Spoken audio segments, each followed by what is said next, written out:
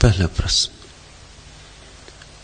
सिद्ध सरहपा और तिलोपा यह तो बता गए कि क्रियाकांड और अनुष्ठान धर्म नहीं है। कृपया बताएं कि उनके अनुसार धर्म क्या है, उनका संदेश क्या है। आनंद मैत्रेय।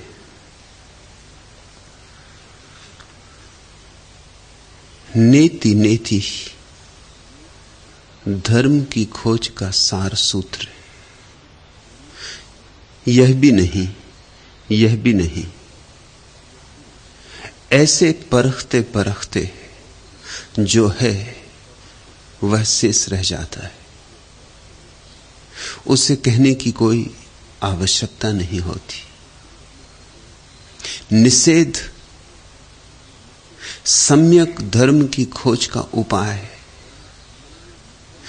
क्रियाकांड धर्म नहीं है, तीर्थ यात्रा धर्म नहीं है, पूजा पाठ धर्म नहीं है।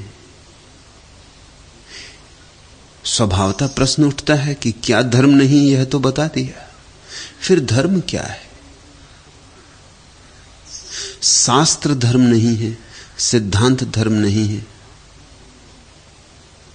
मंदिर मस्जिद गिरजे गुरुद्वारे धर्म नहीं, फिर धर्म क्या है? धर्म है उस सब का निषेध जिसका निषेध हो सके। जब तक निषेध हो सके निषेध करते जाना। अभी निषेध और गहरा होगा। यह देह भी धर्म नहीं, यह मन विचार की प्रक्रिया भी धर्म नहीं। निषेध करते ही जाना, तब शेष रह जाएगा सिर्फ साक्षी, सिर्फ देखने वाला। न पूजा करने वाला बचेगा, न कर्म करने वाला बचेगा, न देह बचेगी, न मन बचेगा, बचेगा सिर्फ साक्षी। और साक्षी का निषेध नहीं हो सकता है। वही एकमात्र तत्व है जो असंदिग्ध है। कोई भी यह नहीं कह सकता कि मैं नहीं हूं,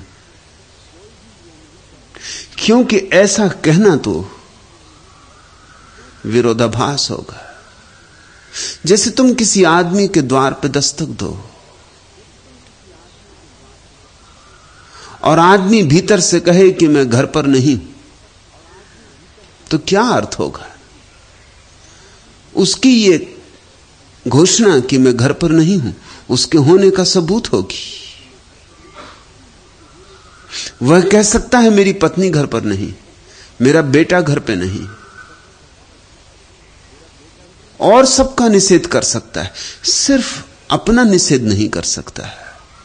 यह नहीं कह सकता कि मैं घर पर नहीं हूं। यह तो कहना उल्टा हो जाएगा, यह तो प्रमाण हो जाएगा कि वह घर पर है। तुम और जोर से द्वार पीटने लगोगे। ऐसे ही तुम सबका निषेध कर सकते हो, सिर्फ इस भीतर छिपे साक्षी का नहीं। वही साक्षी तुम्हारा स्वभाव है, स्वरूप है, वही साक्षी तुम्हारी सहजता है। इसलिए सरहपा और तिलोपा खंडन तो करते हैं, मंडन नहीं करते। यह तो बताते हैं कि क्या क्या छोड़ दो, मगर यह नहीं बताते कि क्या पकड़ लो, क्योंकि तुम जो भी पकड़ोगे गलत होगा। क्योंकि तुम जो भी पकड़ोगे वह तुम नहीं हो। जो पकड़ा जा सकता है वह तुम कैसे होओगे? जो किया जा सकता है वह तुम कैसे होओगे? तुम तो वह हो जो हर कृत्य का दृष्टा है, जो सिर्फ देखता है। दर्शन की वह क्षमता तुम हो। तुम दर्पण हो। दर्पण के सामने जो भी आता है वह दर्पण नहीं। अगर कोई दर्पण पूछे कि मैं कौन हूं, तो तुम क्या करोगे? एक स्त्री उसके सामने बाल बना रही और दर्पण को लगता है कि मैं स्त्री हूं। यही स्त्री सुंदर भी है, मनमोहक है, और दर्पण लुभा जाता है। अगर तुमसे पूछे दर्पण कि मैं कौन हूं, क्या मैं यह स्त्री नहीं हूं, तो तुम क्या कहोगे? तुम कहोगे कि नहीं, यह स्त्री तुम नहीं हो। फिर कोई पुरुष अपनी दाढ़ी बना रहा है, बड़ा मजबूत है, बड़ा शक्तिशाली है, और दर्पण फिर लुभा जाता है और सोचता है यह मैं हूं, स्त्री नहीं हो तो पुरुष होऊंगा। स्वभावता लोग विपरीत की तरफ मुड़ जाते हैं। अगर स्त्री नहीं हूं तो पुरुष होना ही चाहिए, और फिर तुम कहते हो कि नहीं, यह भी तुम नहीं हो। तो दर्पण पूछेगा फिर मैं हूं कौन? क्या जवाब दोगे? तुम यही कहोगे तुम प्रतिफलन की क्षमता हो। सब रूप तुम में बनेंगे, सब आकार तुम में बनेंगे। न तो तुम कोई रूप हो, न तुम कोई आकार हो, न तुम्हारा कोई नाम है। तुम वह शून्य भाव हो जिसके सामने सब गुजरता है, जिसके सामने सब दृश्य आते हैं और जाते हैं, संसार बनते हैं और उजड़ते हैं, सृष्टि होती है और प्रलय आती। तुम वह हो जो सदा देखता रहता, तुम वह दृष्टा हो। इस दृष्टा के लिए कुछ और कहा नहीं जा सकता, क्योंकि जैसे ही कुछ कहोगे, कोई रूप, कोई आकार, कोई नाम दोगे, वैसे ही भूल हो जाएगी। इसलिए जो परम ज्ञानी हुए हैं, उन्होंने धर्म की निषेध परक व्याख्या की है। तुम्हारी तकलीफ भी मैं समझता हूं, यही आदमी की सदा से तकलीफ रही। आदमी चाहता है विधेय, और बुद्ध पुरुष देते हैं निषेध। आदमी कहता है कि कुछ विधायक बात कहो, हमें बताओ कि क्या धर्म है तो हम करें। अगर हज जाना धर्म है तो हम हज जाएं, अगर काशी की यात्रा करना धर्म है तो हम काशी चले जाएं, अगर मंदिर में पूजा धर्म है तो हम वहां पूजा कर लें, अगर फूल चढ़ाना धर्म है तो हम फूल चढ़ा दें, अगर नारियल फोड़ना धर्म है तो हम नारियल फोड़ दें। ये सब हम कर सकते हैं, लेकिन कुछ विधायक बताओ। जनेऊ पहन लें, चोटी रखा लें, कि चोटी कटा लें, कि जनेऊ तोड़ दें। कुछ विधायक बताओ कि चंदन लगाएं, कि किस तरह का चंदन, कि किस तरह का टीका। कुछ विधायक बता दो। कब उठें सोकर, कब सो जाएं सांझ, कौन सी प्रार्थना दोहराएं, वेद की कि कुरान की, कौन से शब्दों का उच्चार करें, अल्लाह को पुकारें कि राम को। कुछ विधायक बता दो। हम कुछ पकड़ना चाहते, और बुद्ध पुरुष कहते हैं यह भी नहीं, यह भी नहीं। इसलिए बुद्ध पुरुष और हमारे बीच मेल नहीं हो पाता, तालमेल नहीं हो पाता। पंडितों से हमारा तालमेल हो जाता। पंडित विधायक धर्म देता है, वह कहता है यह रहा धर्म, इस मूर्ति की अगर ठीक ठीक पूजा की तो जरूर पहुंच जाओगे। और मजा ऐसा है कि पहुंचोगे कभी नहीं, और पंडित कहेगा ठीक ठीक पूजा नहीं की। न होगी कभी ठीक पूजा, न कभी तुम पहुंचोगे। पूजा से कोई कभी पहुंचा है, मगर एक तरकीब है उसमें कि कभी ठीक तुमने की नहीं, हम कर भी क्या सकते हैं। ठीक करते जरूर पहुंच जाते। तुम्हारी पूजा में भूल रह गई, तुम्हारी पूजा के पीछे संदेह रहा, तुम्हारी श्रद्धा पूर्ण नहीं थी, तुम्हारे मन में संशय उठते रहे, इसलिए चूक हो गई। ये मंत्र पढ़ो, अगर ठीक से पढ़ोगे बराबर पहुंच जाओगे। मगर ठीक से कोई मंत्र पढ़ ही नहीं पाता। मंत्र पढ़ने वाला और ठीक से पढ़ पाए, मंद बुद्धि है ये तो साफ ही है, नहीं तो मंत्र पढ़ने बैठता। अब ठीक से क्या पढ़ पाएगा? और फिर मंत्र में ऐसी शर्तें लगा दी जाती। तुमने प्रसिद्ध कहानी सुनी है ना, तिब्बती कहानी। एक आदमी एक फकीर की सेवा में था, बहुत सेवा की, और पीछे पड़ा था बस एक ही बात कि कोई एक मंत्र दे दो कि उसके पढ़ते ही सिद्धि मिल जाए, कि फिर मैं जो चाहूं वही हो, कल्प वृक्ष मिल जाए, कि जो आशा हो तत्क्षण भर जाए। और उसकी सेवा तो ठीक थी, पैर भी दबाता था, पानी भी भर लाता था, रोटी भी पकाता था, लेकिन बार बार यही प्रश्न। फकीर भी उब गया। उसने कहा कि ठीक, एक दिन तू नहीं मानता तो ये ले मंत्र, 5 मिनट इसे पढ़ लेना,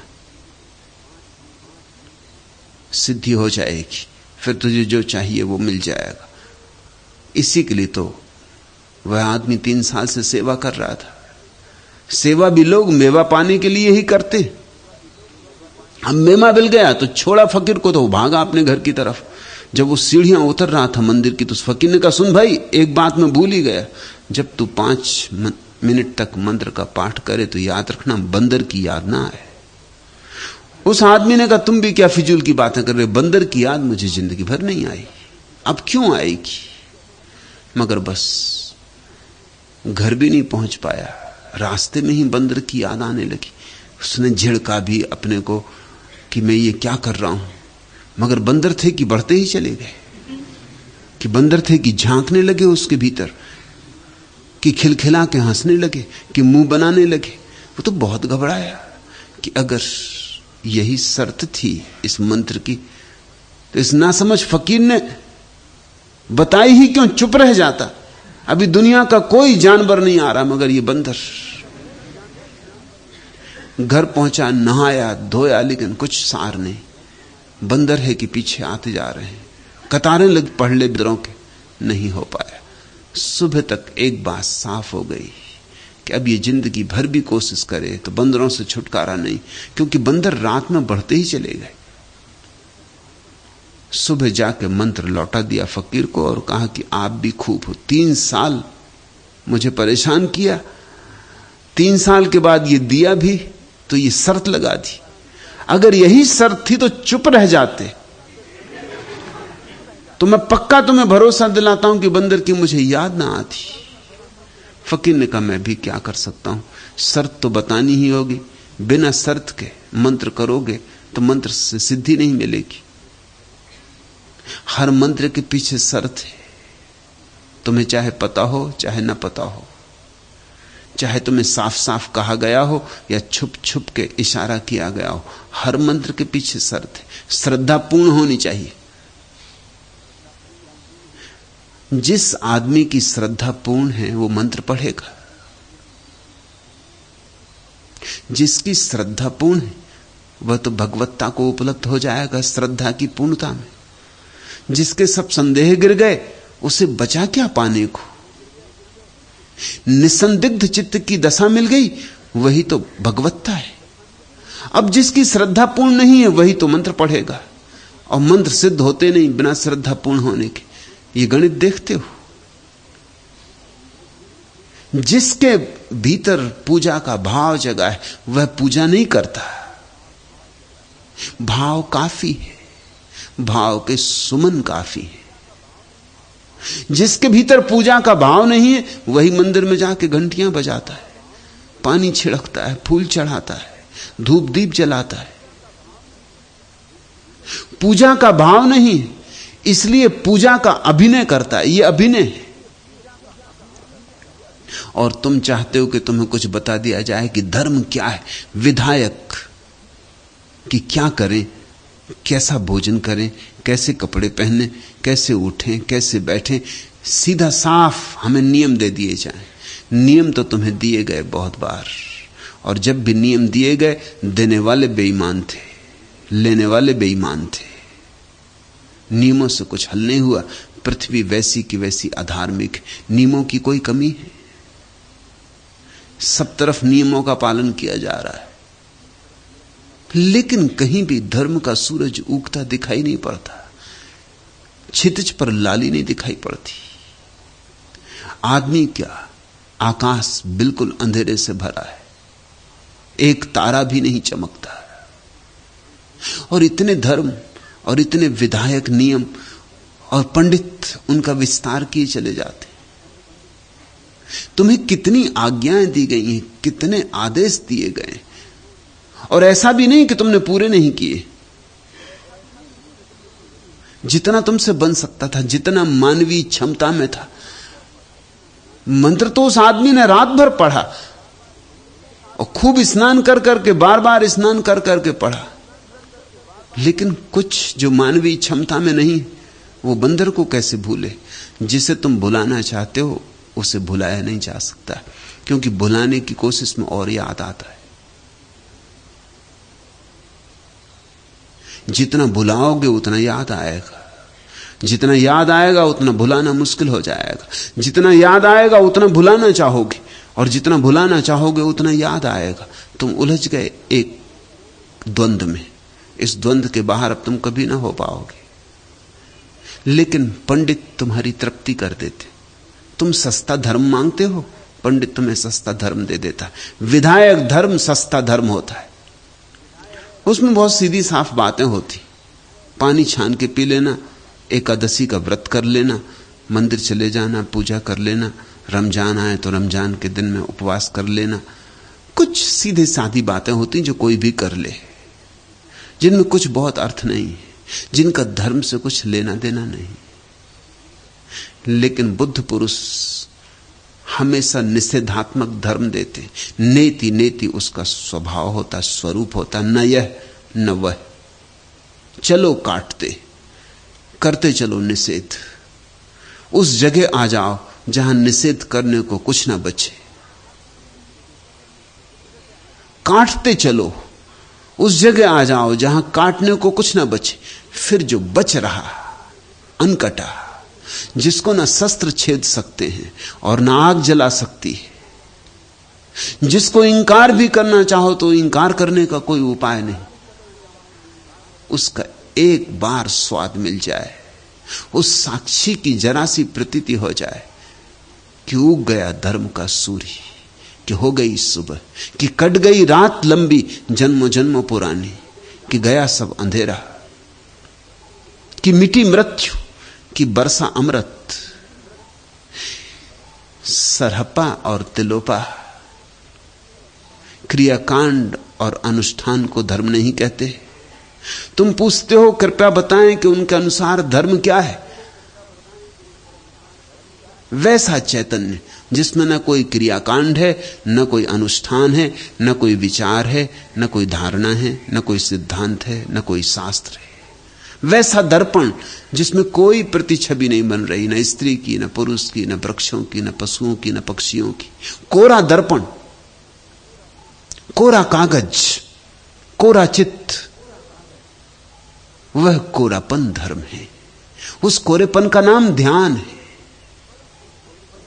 उस कोरेपन की परम अनुभूति समाधि है।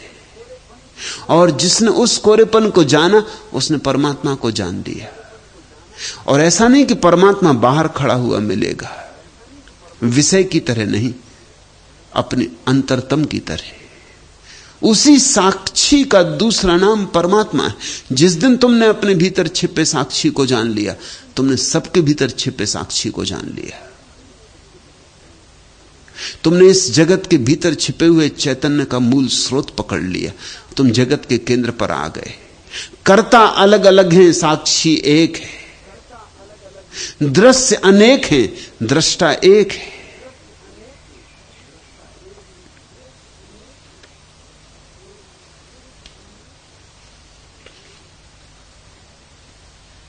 दूसरा प्रश्न, मैं नाच रहा हूं यहां, मैं जो कि कभी नाचा नहीं। नाचना तो दूर, कभी सोचा भी नहीं था कि मैं नाचूंगा। मैं अपने पर ही चकित हूं। पूछता हूं कि यह क्या हो गया है मुझे। प्रेम हो गया है तुम्हें, धर्म हो गया है तुम्हें। तुम अपने घर की तरफ आने लगे, तुम लौट पड़े, तुम अपने स्रोत की तरफ चल पड़े। गंगा गंगोत्री की तरफ बहने लगी, उलट बांसी हो गई। जहां से आए थे उस तरफ तुम्हारे पहले कदम पड़ने लगे, और उस तरफ जो पहले कदम पड़ते उन्हीं के कारण नाच पैदा होता है। परमात्मा से जितने दूर जाते हो उतना नाच खोता जाता है, उतना जीवन में उदासी, हताशा, विषाद छाता जाता है। जब तुम बहुत दुख में होते हो तो समझना कि परमात्मा से बहुत दूर होते हो। ऋषियों ने परमात्मा की व्याख्या की सच्चिदानंद। वह सत है, वह चित है, वह आनंद है। सरहपा कहते हैं, तिलोपा कहते हैं, वह महासुख है। इसका अर्थ हुआ कि जितने तुम दुख में होते हो उतने उससे दूर होते हो। तुम्हारे दुख का अनुपात तुम्हारी दूरी का अनुपात है। तुम्हारे दुख की मात्रा तुम्हारे दूरी की सीमा है। जितना कम दुख उतने उसके पास। जब तुम नाच ही नहीं सकते, जब तुम्हारे भीतर सब रसधार सूख जाती है, जब तुम गा नहीं सकते, जब तुम मस्त नहीं हो सकते, जब तुम बिल्कुल पत्थर जैसे हो जाते हो, तो समझना कि परमात्मा से बहुत दूर पड़ गए। जैसे जैसे करीब आओगे वैसे वैसे सुगंध आएगी उसके फूलों की, वैसे वैसे उसकी वीणा का नाच सुनाई पड़ेगा, वैसे वैसे उसकी थाप मृदंग पर, वैसे वैसे उसकी बांसुरी के स्वर तुम्हारे कानों को छुएंगे। फिर कैसे रुकोगे? फिर अवश्य नाचना होगा, मस्त होना ही होगा। परमात्मा करीब आ रहा हो तो नाचे बिना कोई उपाय नहीं। तुम सोचते हो कि मीरा नाच नाच के परमात्मा को पा गई, तो तुम गलती में हो।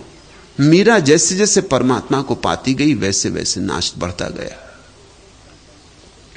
अगर नाचने से कोई सोचता है परमात्मा मिलेगा तो सब नर्तकियों को मिल जाए,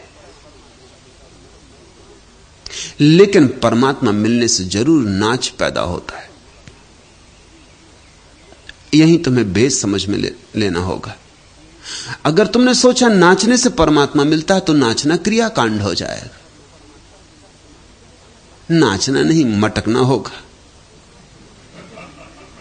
भीतर तो कोई नाचेगा नहीं, भीतर तो सब सन्नाटा रहेगा। भीतर तो तुम वही के वही रहोगे जैसे थे।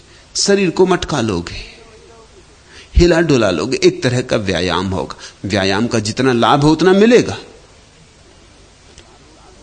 लेकिन एक और नाच है, नाच जो क्रियाकांड नहीं है, जो अंतर उमंग है, जो उल्लास है, जो उत्सव है। यह नाच तो तभी पैदा होता है जब तुम परमात्मा के करीब पहुंचने लगते हो।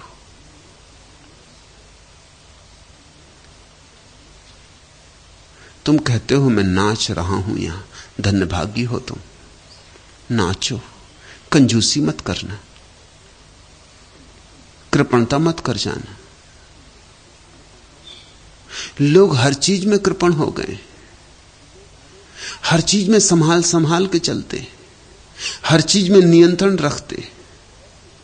लोग मुस्कुराते भी हैं तो ऐसे जैसे कि बड़ा खर्च हुआ जा रहा है।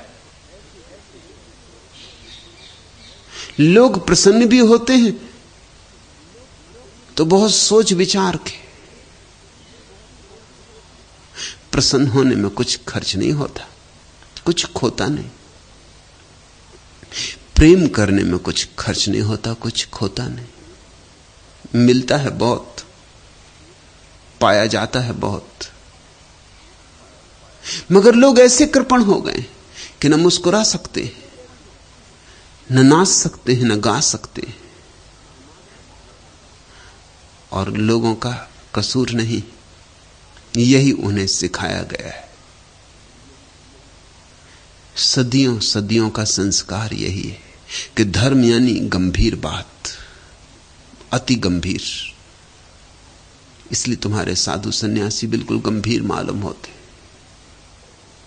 पथरीले मालूम होते, रेगिस्तानी मालूम होते, जिनके हृदय में कोई मरुद्धान नहीं,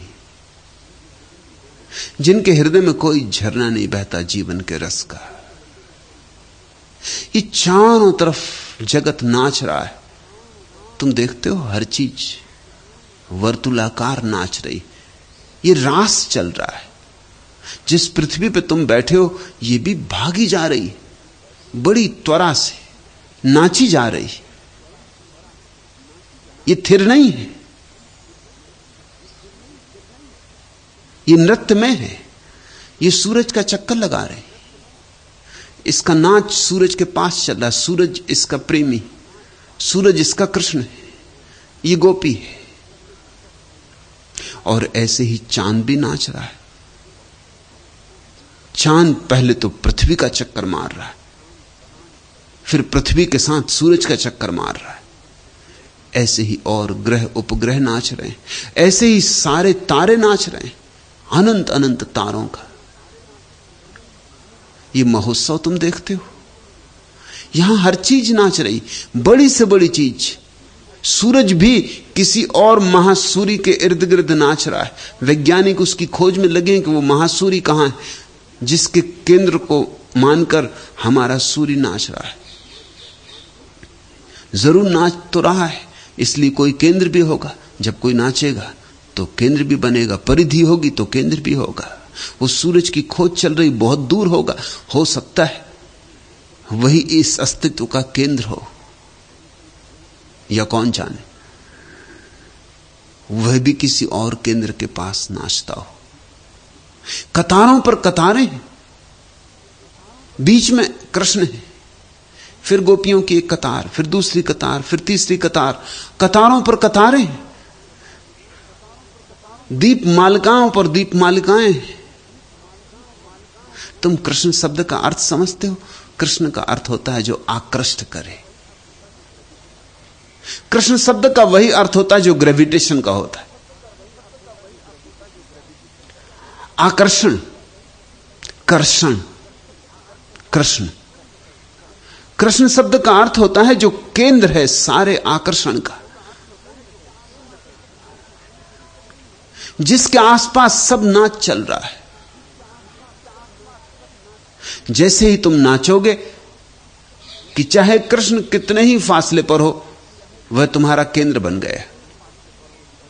तुम परमात्मा के पास ही नाच सकते हो।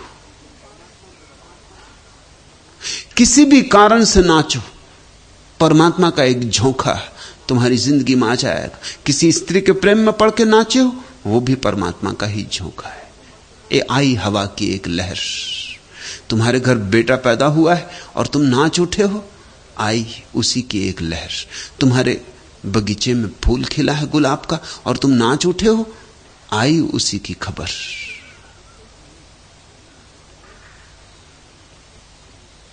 आए नूपुर के स्वन झंझन, खिंच गए प्राण भर गए श्रवण। आए नूपुर के स्वन झंझन, हो उठा तरंगित सुख समीर। कांपा अंबर का वक्ष धीर, आई श्रवणों में उत्कंठा। जग गई जगत की विशुद्ध पीर, जब ध्वनि आई रुंझुनन झुनन। जब गूंजा मांदक नूपुर स्वन, भग गया दिशाओं में सपना। जग भूला अहम भाव अपना, मृण में भी बना परम तन में। झंकृति गुंजार वितांतना, स्वर भर लहराया मलय पवन। आए नूपुर के स्वन झंझन, कोहम की तान पुरानी मम। अब तक थी अनुत्तरित विभ्रम, पर अब नूपुर गुंजवारों में मिल गया समुद्र सोहम का सम। हमने पाया कुछ आश्वासन, आए नूपुर के स्वन झंझन। ही का यह हाहाकार निरा, जिससे यह जीवन आज घिरा। क्यों अब न शांत उपरमित बने, मन अब क्यों डोले फिरा फिरा। जब कान पड़ी यह ध्वनि नूतन, आए नूपुर के स्वन झंझन। झंझन श्रवणागत अनिल लहर, झंझन यह अनहद नाद गहर। झंझन ये ध्वनि सुरधुनी भंवर, झंझन झन अमर प्रणय अक्षर। झंझन गूंजा ही आंगन, आए नूपुर के स्वन झंझन। दाएं बाएं आगे पीछे, बाहर भीतर ऊपर नीचे, सब ओर सुनी गुंजार वही। ध्वनि ने जल थल अंबर सींचे, अनमने प्राण मन नाद मगन। आए नूपुर के स्वन झंझन। आए अक्को करते जगवे, अपगा को देते गति पगवे। चंचलता का पल्ला पकड़े, आए धीमे धरते डगवे। हुलसा सृजन गूंजा कणकण, आए नूपुर के स्वन झंझन। धरती नाची नाचा अंबर, तारक माला नाची सतवर, ताथई कर नाच उठे अनगिनत सौर मंडल थरथर। उनने जब किया चरण नर्तन, आए नूपुर के स्वन झंझन। उल्लास भरे उन्माद भरे, मद भरे और अवसाद भरे, हम आज पूछते हैं उनसे कोई किस तरह विवाद करे। जब नूपुर बोले झनन झनन, हो उठे प्राण मन जब उन्मन। जब सप्तपदी पूरी होगी, जब लुप्त द्वैत दूरी होगी, जब पी गलबहियां डालेंगे, जब उनकी मंजूरी होगी, तब हम बनके उनके नूपुर स्वन गूंजेंगे झंझन झनन झनन। एक यात्रा शुरू हुई। नृत्य की यात्रा ही तीर्थ यात्रा है। तुम जहां नाचो वहीं तीर्थ बन जाता है। तुम जहां नाचो वहीं कृष्ण, तुम जहां नाचो वहीं परमात्मा है। पूरे भाव से नाचो तो तुम उसके उसके पैरों के घूंगर बन जाओगे। पूरे हृदय से गाओ, तुम्हारे कंठ में वही गाएगा। तुम संगीत में हो उठो तो उसने ही तुम्हारे हृदय की तंत्री को छेड़ा। वही जब छेड़ता है तभी ये स्वर जगते। तुम कहते हो मैं नाच रहा हूं यहां, मैं जो कि कभी नाचा नहीं। नृत्य खो गया है, तुम्हारा ही नहीं पूरी मनुष्यता का खो गया है। आदमी तो बस सोच विचार में पड़ा है, वाद विवाद में पड़ा है, नाचने की फुर्सत किसे। और जब जीवन में नाच नहीं होता तो हम बहाने खोज लेते हैं। हम कहते हैं आंगन टेढ़ा, नाचें तो कैसे नाचें। हम कहते हैं अभी इतना धन नहीं कि नाचें, कभी इतना पद नहीं कि नाचें, कभी जो चाहा है वही नहीं मिला तो नाचें कैसे। हम नाचने पर शर्तें लगाते हैं, वे शर्तें कभी पूरी नहीं होती, वे शर्तें पूरी होने वाली हैं भी नहीं। तुम कभी ना नाच सकोगे। और जो नहीं नाचा वह अभागा था, बहुत पास हो के परमात्मा से बहुत दूर रह गया। नाचो। तुम कहते हो नाचना तो दूर, मैंने कभी सोचा भी नहीं था कि मैं नाचूंगा। मैं अपने पर ही चकित हूं। जब पहली बार हृदय में धर्म का आविर्भाव होता है तो सभी चकित होते, आश्चर्यचकित होते, क्योंकि हम धन के पागल, कभी ध्यान के लिए पागल हो जाएंगे इसका विचार ही नहीं उठा था। कि हम पद के पागल, कभी प्रभु के दीवाने हो उठेंगे इसका स्वप्न भी नहीं जगा था। कि हम कूड़ा करकट इकट्ठा करने वाले, कभी भीतर के खजाने से हमारी पहचान हो जाएगी। ऐसा कोई हमसे लाख कहता तो भी हम भरोसा ना करते। और कहा है, जो जागे हैं उनसे पूछो, वे यही कह रहे हैं कि परमात्मा का राज्य तुम्हारे भीतर है। हम सुन भी लेते हैं लेकिन मन भरोसा नहीं करता। हम सिर भी झुका लेते हैं, हम बुद्धों क्राइस्टों के चरणों में जाके नमस्कार भी कराते, मगर वैसे के वैसे वापस लौट आते। न कोई स्नान होता, न कोई ध्यान होता, न हमारे जीवन में उस परम का कोई स्वाद जन्मता है।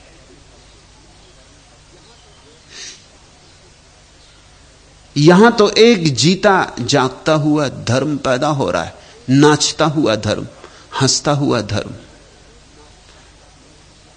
मैं जीवन के गहन प्रेम में हूं और वही तुम्हें सिखा रहा हूं।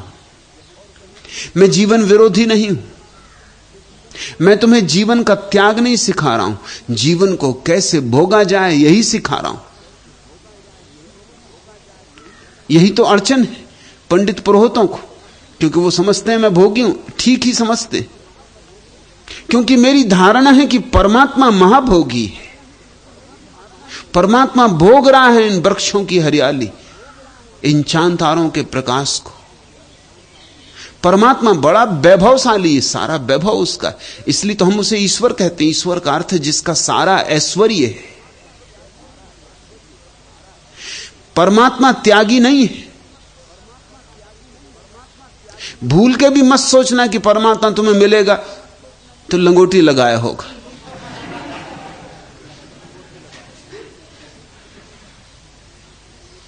भूल के भी मत सोचना।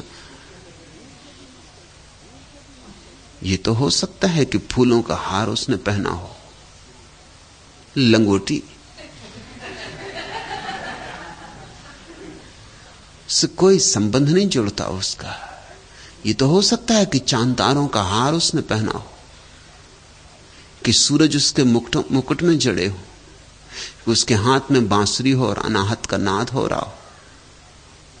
यह तो हो सकता है, मगर लंगोटी, परमात्मा से उसका कोई संबंध नहीं जुड़ता। तुम सोचते हो लंगोटी लगाने वाला परमात्मा ऐसा प्यारा जगत निर्मित कर सकता है? लंगोटी लगाने वाला परमात्मा गुलाब के फूल बनाएगा, कि कमल खिलाएगा, कि जूही में गंध भरेगा, कि तितलियों के पंख रंगेगा? तुम जरा सोचो, त्यागी परमात्मा इतना सुंदर जगत निर्मित करेगा? क्यों? यह तो महाभोगी परमात्मा ही कर सकता है। यह जगत उसके भोग का शाश्वत प्रमाण है। और मैं तुम्हें त्यागी नहीं बनाना चाहता। मैं तुम्हें भोग की कला देना चाहता हूं कि कैसे भोगो, कि इतने गहरे भोगो कि तुम्हें उस महाभोगी से मिलन हो जाए। ऐसे नाचो कि नाच में खो ही जाओ, कि वही रह जाए शेष, तुम मिट ही जाओ। ऐसे गाओ कि तुम्हारा गीत कब उसका गीत हो गया तुम्हें पता भी ना चले। और वैसी घड़ी आ जाती गाते गाते जब तुम्हें स्वयं का विस्मरण हो जाता, तो गीत तुम्हारा नहीं रह जाता। नाचते नाचते जब तुम्हें याद ही नहीं रह जाती कि कौन नाच रहा है, नाच ही बचता है, नर्तक नहीं बचता कोई, तब तुम ध्यान रखना फिर वही तुम्हारे भीतर नाचता है। ये तो बारीक मामला है, सूक्ष्म मामला है, नाजुक है। ये तो सिर्फ उसी को अनुभव होगा जिसको अनुभव होगा। बाहर से तो पता ही नहीं चलेगा।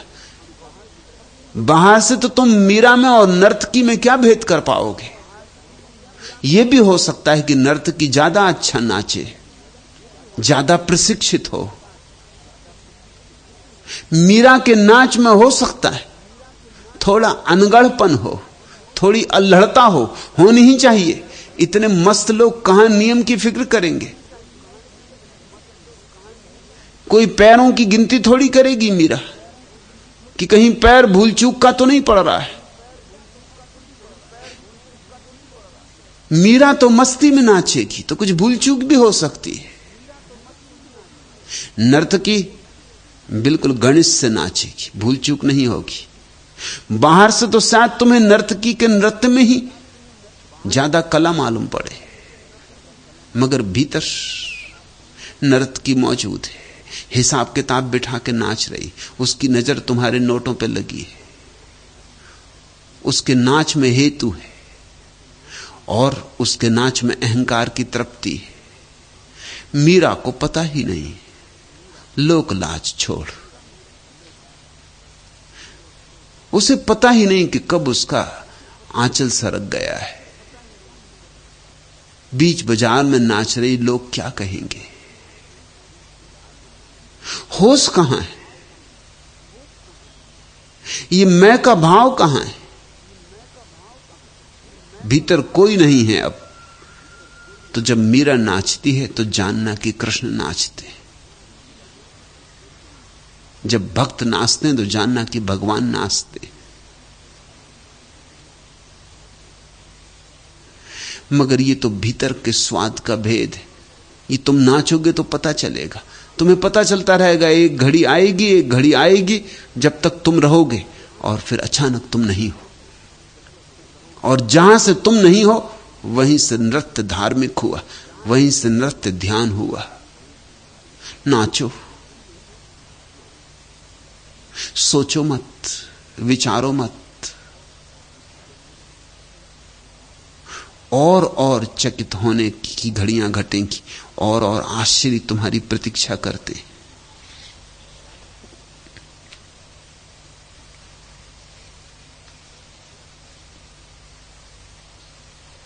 तीसरा प्रश्न, जीवन में दुख ही दुख क्यों है? परमात्मा ने यह कैसा जीवन रचा है?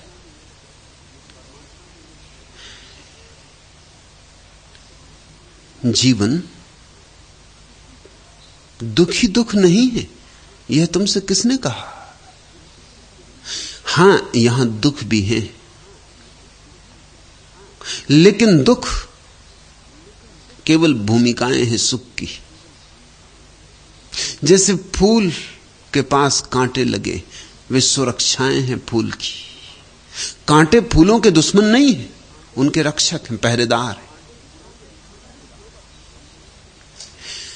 कांटे फूलों के सेवक हैं। जीवन दुख ही दुख नहीं है, यद्यपि दुख यहां है, पर हर दुख तुम्हें निखारता है, और बिना निखारे तुम सुख को अनुभव ना कर सकोगे। हर दुख परीक्षा है, हर दुख प्रशिक्षण है। ऐसा ही समझो कि कोई वीणा वादक तारों को कस रहा है। अगर तारों को होश हो तो लगेगा कि बड़ा दुख दे रहा है, मील रहा है, तारों को कस रहा है, बड़ा दुख दे रहा है। लेकिन वीणा वादक तारों को दुख नहीं दे रहा, उनके भीतर से परम संगीत पैदा हो सके इसका आयोजन कर रहा है। तबलची ठोंक रहा है तबले को हथौड़ी से। तबले को अगर होश हो तो तबला कहे बड़ा दुख है, जीवन में दुख ही दुख, जब देखो तब हथौड़ी, चैन ही नहीं। मगर तबलची तबले को सिर्फ तैयार कर रहा है कि नाद पैदा हो सके। दुख नहीं है जैसा तुम देखते हो वैसा, परमात्मा तुम्हें तैयार कर रहा है। यह सुख की अनंत यात्रा है, लेकिन यात्रा में कुछ कीमत चुकानी पड़ती, मूल्य चुकाना पड़ता है। सोने को शुद्ध होने के लिए आग से गुजरना पड़ता है, बीज को वृक्ष होने के लिए टूटना पड़ता है, नदी को सागर होने के लिए खोना पड़ता है। इस सब को तुम दुख कहोगे? दुख कहोगे तो चूक गए बात।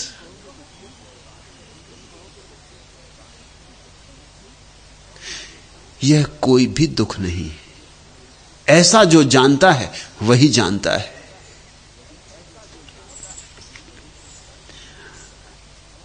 यहां दुख भी है, सुख भी है, लेकिन हर दुख सुख की सेवा में रत है। यहां कांटे भी हैं, फूल भी, लेकिन हर कांटा फूल की सेवा में रत है। नैन में अश्रु भी यदि, अधर पर मुस्कान भी है। और जिनकी आंखें कभी रोई नहीं, उनकी मुस्कान बासी होती। उनकी मुस्कान में तुम धूल जमी पाओगे। उनकी मुस्कान में धुलावट नहीं होती, उनकी मुस्कान में चमक नहीं होती। जो रोए ही नहीं कभी, जिनकी आंखों से आंसू नहीं बहे कभी, उनके ओंठ गंदे होते। आंख से आंसू बहते रहे तो ओंठ ताजे होते, सद्ध स्नात होते। जो रो सकता है जब हंसता है तो उसकी हंसी में फूल झरते, और जो रोने की कला जानता है उसके तो आंसुओं में भी फूल झरने लगते। जो पूरा पूरा निष्णात हो जाता है उसके आंसू भी सुंदर है, उसकी मुस्कुराहट भी सुंदर है। अगर समझो तो तुम जब माला गूंथो फूलों की, अगर होशियार हो तो कांटों का भी उपयोग कर सकते हो।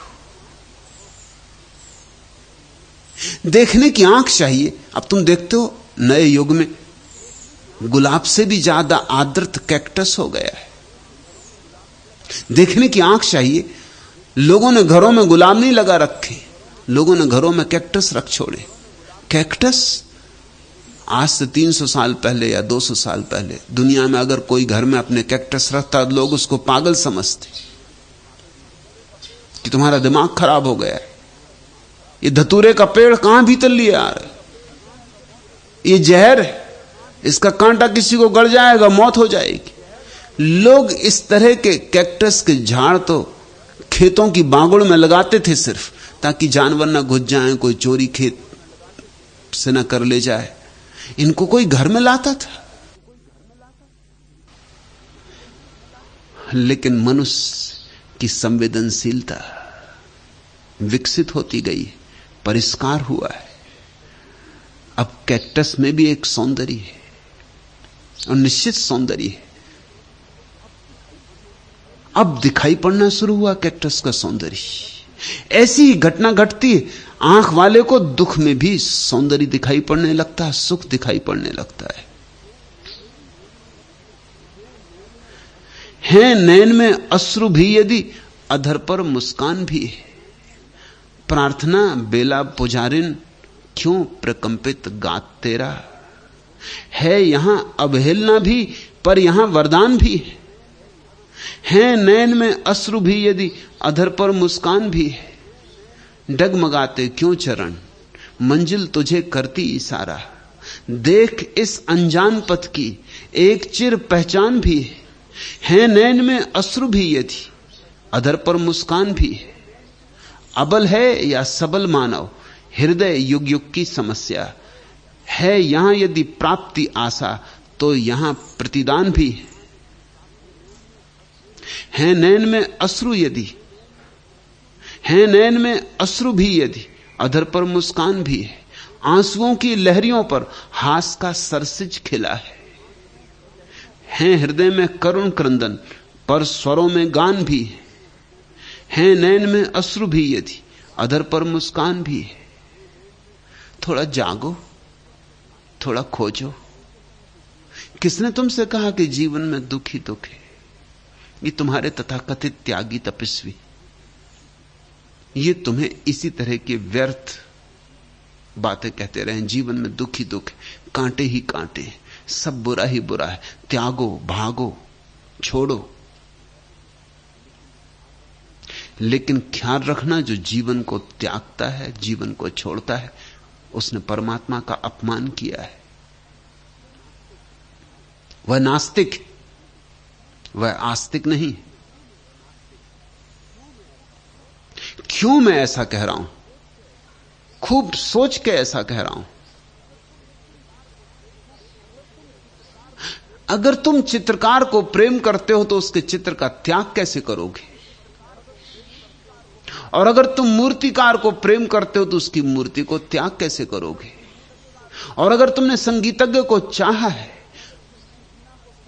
तो तुम उसकी वीणा को सिर माथे धरोगे।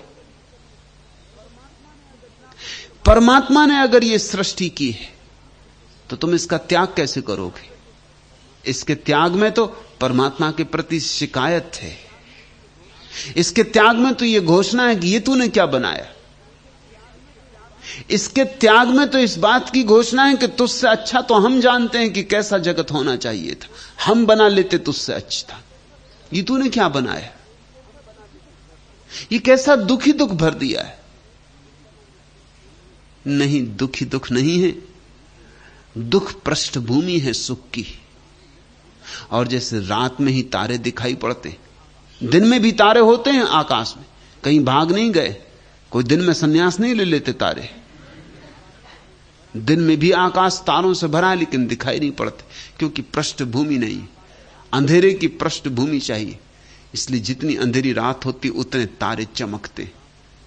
अमावस की रात तारों में जैसी ज्योति होती वैसी कभी नहीं होती।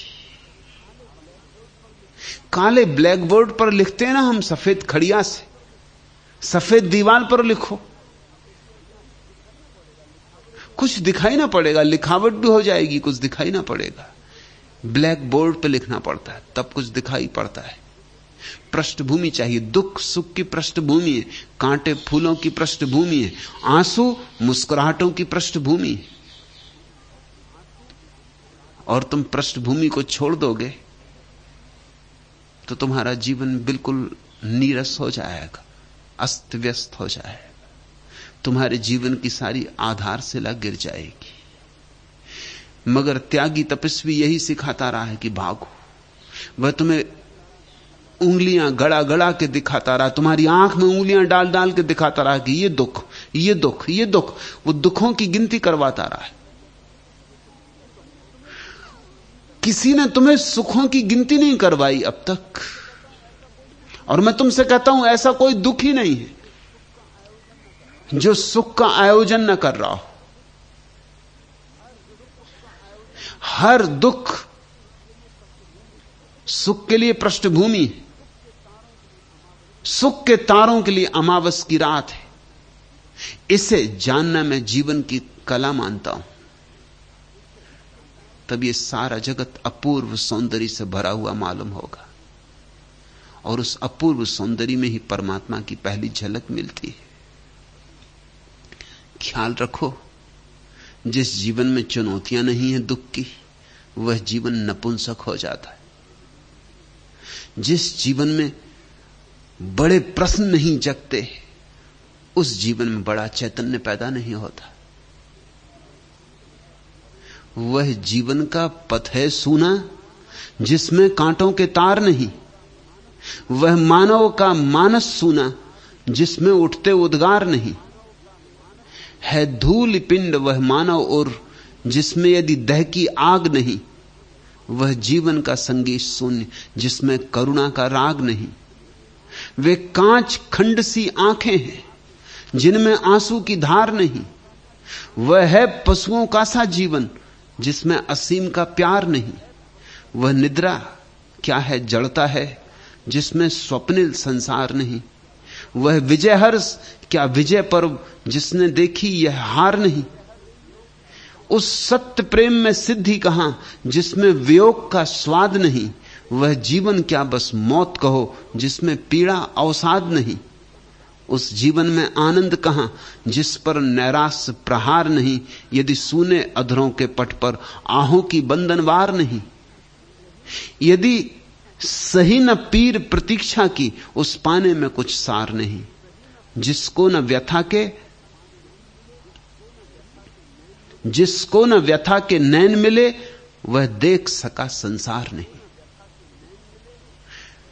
दुख को बदलो, दुख को सुख की सेवा में लगाओ। दुख को सुख का निखार बनाओ। दुख से भागो मत। जो भागता है बुद्धिहीन है, जो जागता है बुद्धिमान है। और ध्यान रखना, दुख ना हो तो जाग ही ना सकोगे। तुमने एक मजे की बात देखी कि अगर रात कोई मधुर मीठा सपना चलता हो तो कभी नींद नहीं टूटती।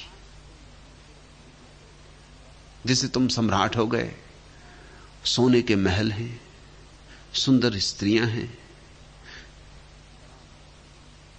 शराब की महफिल जमी है, नर्तकियां नाच रही हैं, नींद टूटेगी? क्यों टूटेगी? इतना मधुर सपना चल रहा, नींद क्यों टूटेगी? मधुरी मधुर है, नींद क्यों टूटेगी? लेकिन तुम एक दुख स्वप्न देखते हो कि एक सिंह तुम्हारे पीछे लगा है और पास आता चला जा रहा है, और तुम भाग रहे हो, प्राण छोड़ के भाग रहे हो। पहाड़ियां और भागे जा रहे हो, बड़े बड़े छलांगे मार रहे हो, पत्थरों से टकरा रहे हो, गिर रहे हो, उठ रहे हो, कांटे छिद गए हैं, पैर लहूलुहान है, और सिंह की चला आ रहा, और उसकी गर्जना और पास सुनाई पड़ती, और आखिर में सिंह ने तुम्हारी पीठ पे हाथ रख दिए। अब तुम्हारी नींद लगी रहेगी? एकदम नींद खुल जाएगी। हालांकि नींद खुलेगी, तुम पाओगे कोई नहीं, पत्नी ने सिर्फ हाथ रखा है पीठ, कोई सिंह इत्यादि नहीं है।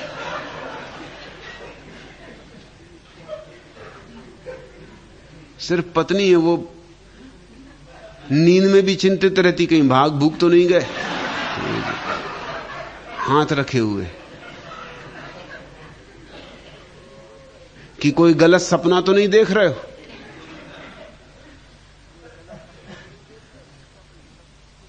दुख स्वप्न तत्क्षण नींद तोड़ देता है। इस जगत में जो दुख हैं वे जागरण के लिए उपाय हैं।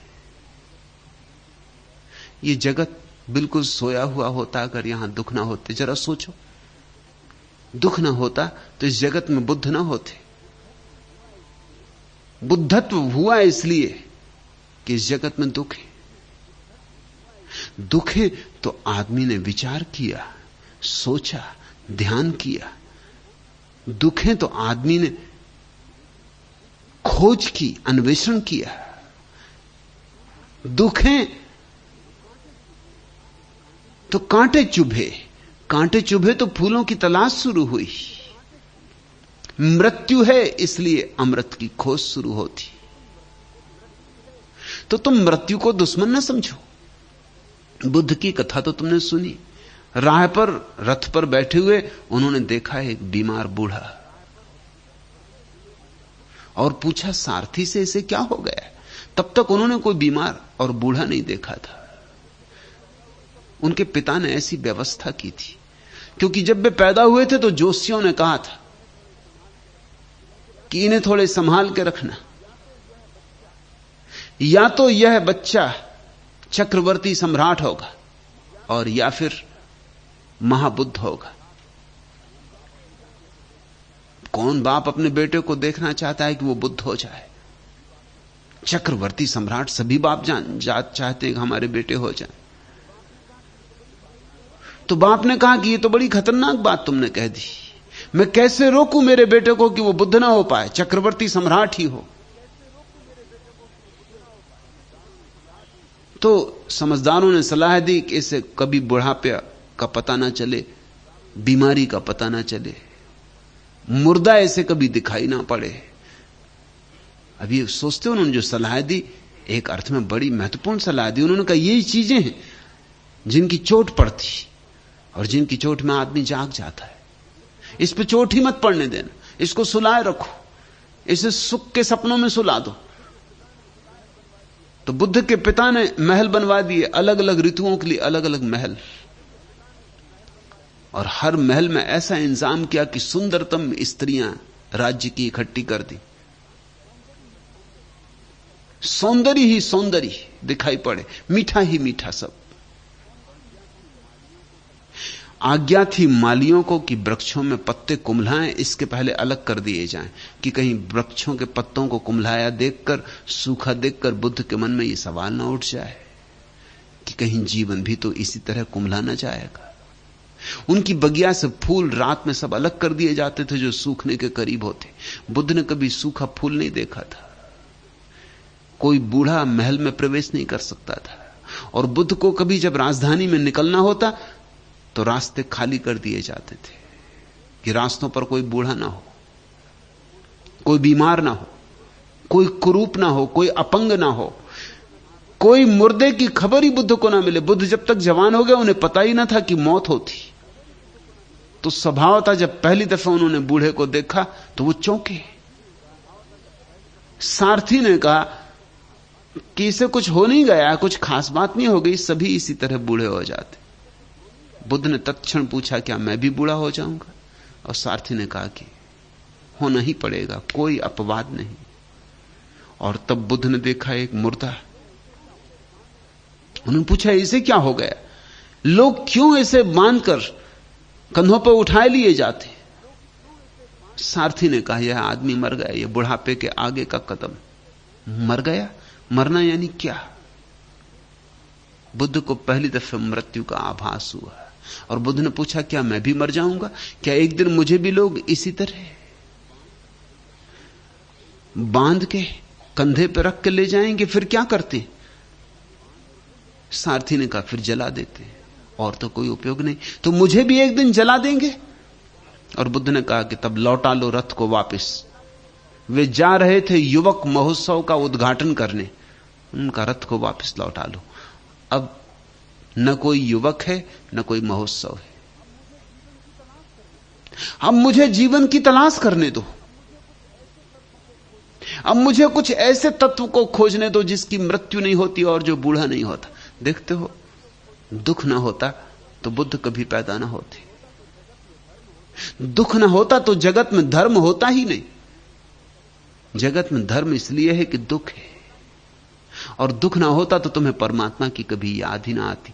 सुख में तो सभी लोग परमात्मा को भूल ही जाते, दुख में ही थोड़ी बहुत याद आती। इसलिए दुख का तुम उपयोग समझो, दुख का अभिप्राय समझो। संसार में दुख है क्योंकि संसार में अमृत छिपा पड़ा है। दुख तुम्हें चौंकाएगा, जगाएगा, तो अमृत के तुम मालिक हो जाओ।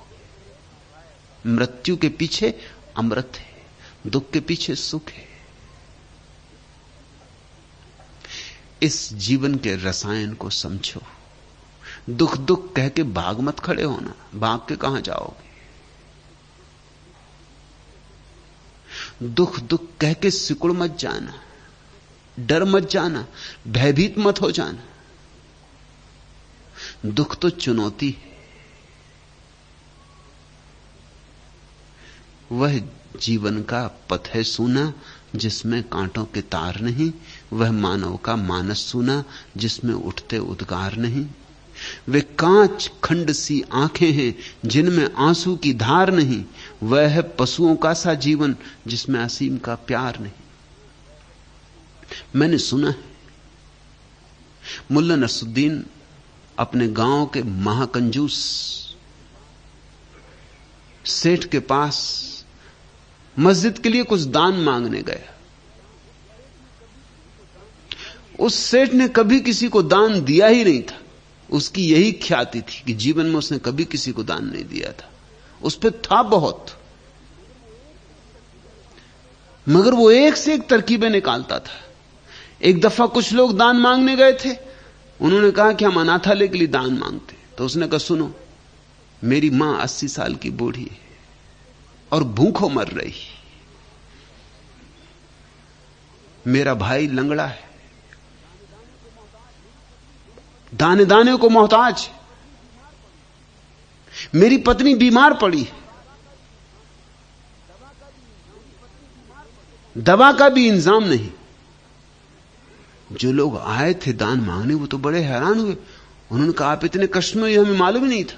उसने कहा कष्ट में मैं नहीं हूं, मगर मेरी मां 80 साल की है, उसकी मैं कुछ सहायता नहीं करता है। मेरा भाई लंगड़ा है, उसकी मैं कोई सहायता नहीं करता। मेरी पत्नी बीमार पड़ी है, खाट से लगी, उसकी मैं दवा नहीं करता। तो जब मैं अपनों की नहीं करता तो मैं दूसरों की क्यों फिक्र करूं।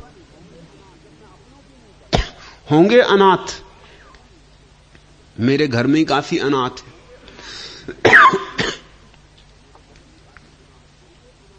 बहुत तरह से लोगों ने कोशिश की थी, लेकिन कभी उसने किसी को दान दिया नहीं था। जब मुल्ला उससे दान मांगने गया और मुल्ला ने बड़ी करुण गाथा सुनाई कि मस्जिद बिल्कुल गिरी जा रही और उपासकों के ऊपर किसी दिन गिर जाएगी तो हत्या हो जाएगी, और आपके रहते। तो उसने कहा एक काम कर, मेरी एक आंख नकली है और एक असली, तू बता दे कि कौन सी नकली। अगर तूने ठीक ठीक बता दिया तो मैं दान दूंगा। मुल्ला ने एक क्षण उसकी आंखें देखी और कहा आपकी बाईं आंख नकली।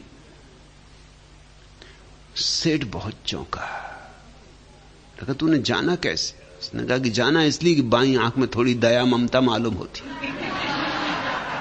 ये नकली होनी चाहिए आंख, असली आंख तो बिल्कुल पत्थर की है, उसमें तो कोई दया ममता का सवाल नहीं।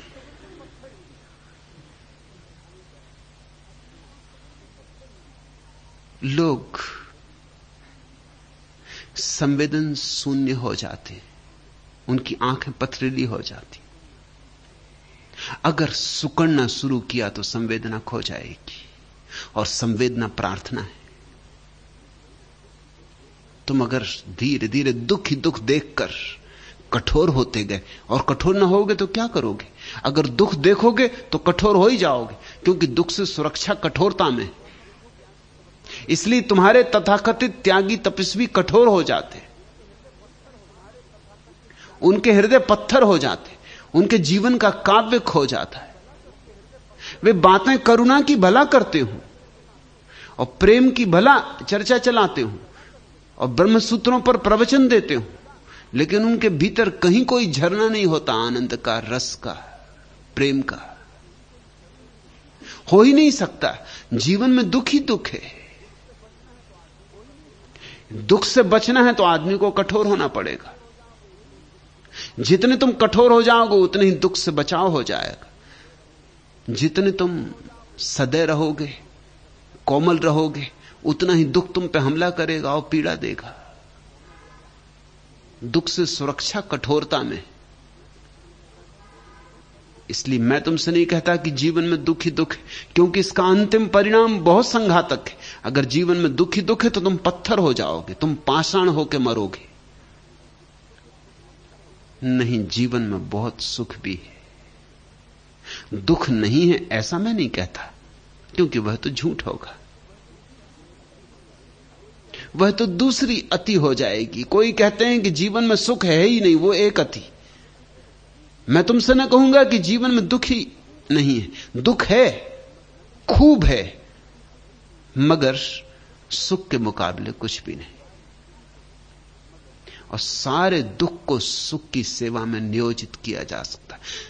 सीढ़ियां बनाओ दुख की, राह के ऊपर पड़े पत्थरों को पत्थर और बाधाएं ही मत समझो, सीढ़ियों में बदल लो। यही जीवन की कला है। इसको ही मैं धर्म कहता हूं। धर्म त्याग नहीं है, महाभोग है।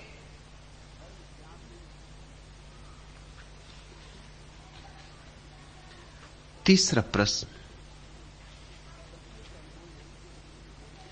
प्रश्न का कोई अस्तित्व नहीं, यह जानते हुए विनम्रता पूर्वक मैं जानना चाहूंगा। मां दर्शन ने गुरुकुल कांगड़ी के वेद ज्ञाता को आपके भगवान होने के विषय में उत्तर दिया, भगवान तो आप भी हैं, लेकिन आपको स्मरण नहीं। मेरी मंद बुद्धि के अनुसार यह उत्तर वही दे सकता है जिसे स्वयं स्मरण है, और जिसे स्वयं स्मरण है वह स्वयं को भी तो भगवान कह सकता है। यदि स्मरण होते हुए भी नहीं कहा तो इसका अर्थ है निरअहंकार के कारण नहीं कहा।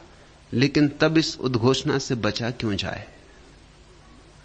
पूछा है भाई महक वाला दिल्ली वालों ने।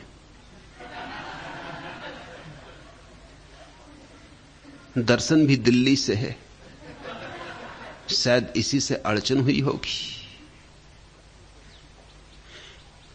प्रश्न को ठीक से विश्लेषण करना जरूरी है, क्योंकि प्रश्न करीब करीब उत्तर अपने में लिए हुए है। पहली तो बात कहा कि प्रश्न का कोई अस्तित्व नहीं, फिर पूछते क्यों? जब इतना पता ही है कि प्रश्न का कोई अस्तित्व ही नहीं, फिर पूछते क्यों? ये तो ऐसे हुआ कि गए डॉक्टर के पास, कहा बीमारी का कोई अस्तित्व नहीं, फिर भी हाथ तो देखें, कुछ उपचार तो लिख दें, इंजेक्शन तो लगा ही दें, यद्यपि बीमारी का तो कोई अस्तित्व नहीं।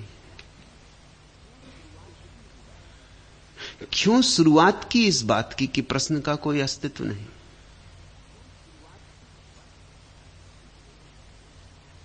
शायद दिखाना चाहते हैं कि मैं और प्रश्न, मेरे लिए प्रश्न इत्यादि का कोई अस्तित्व नहीं, लेकिन भीतर प्रश्न ही प्रश्नों का अंबार भरा होगा। नाम तो है भाई महक वाला, मगर महक तो निष्प्रश्न चित्त में होती। प्रश्नों से सिर्फ दुर्गंध उठती, महक नहीं उठती। प्रश्नों से तो सिर्फ बास उठती, दुर्गंध उठती। निष्प्रश्न चित्त में समाधि की सुवास आती। सुना होगा कि प्रश्न नहीं होने चाहिए, निष्प्रश्न होना चाहिए, इसलिए शुरुआत किया, लेकिन बच के ना जा सकोगे। ऊपर ऊपर से कहोगे इससे क्या होता है, भीतर तो प्रश्न भरे। और प्रश्न भी तुम्हारा अपना नहीं, दर्शन के संबंध में। दर्शन को पूछना हो दर्शन पूछे, गुरुकुल कांगड़ी के वेद ज्ञाता को पूछना हो गुरुकुल कांगड़ी के वेद ज्ञाता पूछे।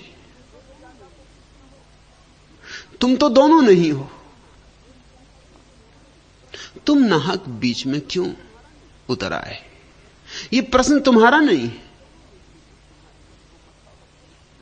फिर भी तुम्हारे मन को मथा होगा,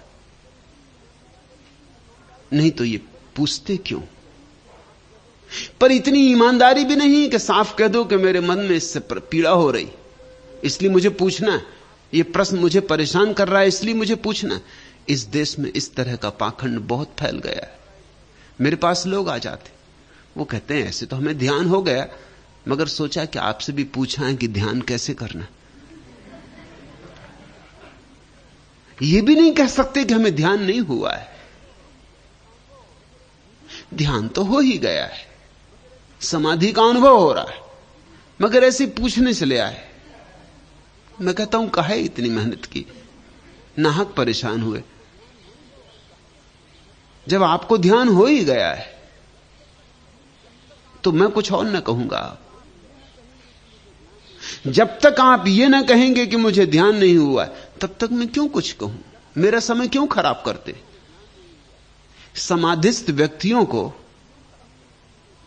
किसी से जाके पूछने की कोई जरूरत नहीं है, बात घट ही गई। लेकिन ऐसा पाखंड है हमारे देश में, है कुछ स्थिति, कहेंगे कुछ और। हम मुखौटे ओढ़ने में बड़े कुशल हो गए। अब तुम पूछते हो प्रश्न का कोई अस्तित्व नहीं, यह जानते हुए विनम्रता पूर्वक मैं जानना चाहूंगा। अब यह विनम्रता पूर्वक भी कुछ विनम्रता नहीं है इसमें, क्योंकि किसी दूसरे के संबंध में प्रश्न पूछना, कैसे विनम्रता हो सकती है इसमें? प्रश्न में लांछन है, प्रश्न में निंदा है, दर्शन ने कुछ गलत किया है, इसका आग्रह। इसमें विनम्रता हो कैसे सकती है? नहीं है तो कहने की कोई जरूरत भी नहीं। लेकिन ऐसा ही हमारे देश में चलता है। विनम्रता पूर्वक पूछना चाहता हूं, प्रश्न ही अविनम्र है, प्रश्न ही अहंकार को लगी चोट से उठा है।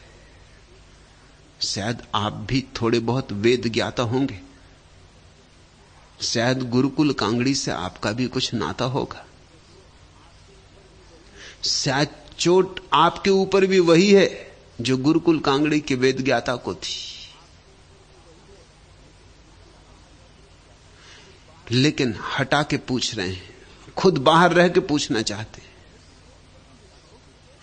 ईमानदारी सीखो, कहो कि चोट लगी है मुझे, यह बात मुझे जची नहीं है, इसलिए पूछना है। तो प्रश्न में कुछ गर्मी होगी, प्रश्न को बिल्कुल निस्तेज कर डाला। पूछते हो, मां दर्शन ने गुरुकुल कांगड़ी के वेद ज्ञाता को आपके भगवान होने के विषय में उत्तर दिया। भगवान तो आप भी हैं, लेकिन आपको स्मरण नहीं है। मेरी मंद बुद्धि के अनुसार, सच में तुम समझते हो कि तुम मंद बुद्धि हो? ईमान से मानते हो कि तुम मंद बुद्धि हो? ये आते छोड़ो। यहां हर कोई कहता है। एक सज्जन आए और कहने लगे, मैं तो आपके पैर की धूल हूं। मैंने कही तो मुझे सदा से पता ही है। बस वो नाराज हो गए। मैंने कहा, आप खुद ही कहते हैं कि पैर की धूल है और मैंने स्वीकृति दी, तो आप नाराज क्यों होते? वो ये थोड़ी कह रहे थे कि मैं पैर की धूल हूं, वो तो ये बता रहे थे, देखो मेरी विनम्रता कि मैं अपने को आपके पैर की धूल बता रहा हूं। वो सुनना ये चाहते थे कि मैं उनसे कहूं कि नहीं नहीं, आप और पैर की धूल, आप तो सिर पर रखे फूल हैं। तब वो खुश होते। अब तुम कह रहे हो मेरी मंद बुद्धि के अनुसार। अगर बुद्धि मंदी है तो चुप रहो, अगर बुद्धि मंद नहीं है तो ही इस तरह के प्रश्नों में पढ़ना चाहिए। लेकिन इसको हम शिष्टाचार समझते। ये सब पाखंड है, शिष्टाचार नहीं। कहते हो मेरी मंद बुद्धि के अनुसार ये उत्तर वही दे सकता है जिसे स्वयं स्मरण, और जिसे स्वयं स्मरण है वह स्वयं को भी तो भगवान कह सकता है। दर्शन को स्मरण आ रहा है, पूरा पूरा नहीं आ गया। जैसे सुबह नींद भी टूट गई और जागे भी नहीं। दूध वाला दूध तौल रहा है द्वार पर खड़े होकर, थोड़ी थोड़ी भनक पड़ रही। बच्चे स्कूल जाने की तैयारी कर रहे हैं, थोड़ी थोड़ी भनक पड़ रही। पत्नी चौके में नाश्ते बना रही, थोड़ी थोड़ी बर्तन की आवाज भी आ रही है। पड़ोसी भी उठ गए हैं, पक्षी भी बोल रहे हैं बगीचे में। लेकिन तुम करवट लेके और चादर ओढ़ के पड़े हो, थोड़े जाग भी गए हो, थोड़े जागे भी नहीं हो, आधे आधे। दर्शन वही है, आधी आधी भनक तो पड़ गई है, एहसास तो होने लगा है। दिन अब करीब ही है, सूरज निकलने को ही है। उसने उत्तर ठीक ही दिया। चलती ट्रेन के स्लीपर में ऊपर वाले मुसाफिर की नींद खुली तो झुककर नीचे वाले से बोला, भाई साहब क्या बजा है? 5:05 जवाब मिला। 5:05। थोड़ी देर बाद समझने की कोशिश कर चुनने के बाद उन्होंने फिर पूछा, भाई साहब कितना बजा है? 5:10 जवाब मिला। क्या 5:05? क्या 5:10 लगा रखा है? साफ साफ बताते नहीं कि टाइम क्या है। डांटते हुए ऊपर वाले मुसाफिर ने कहा। नीचे वाले ने अपनी घड़ी दिखाते हुए सफाई दी, भाई साहब जब छोटा कांटा है ही नहीं तो आप ही बताओ, मैं क्या बताऊं? 5:05, 5:10। अभी दर्शन का एक कांटा रास्ते पे आया है, दूसरा भी आ जाएगा। तो अभी वो इतना ही कह सकती 5:05, 5:10, मगर इतना तो कहेगी। अभी वो मेरे संबंध में कह सकती कि वो भगवान है। अभी अपने संबंध में जरा संकोच करती। अभी 5:10, अभी 5:05, मगर जब एक कांटा चल पड़ा तो दूसरा भी चलेगा। घड़ी पूरे काम में लगी, अब एक ही कांटा बिठाने की बात है।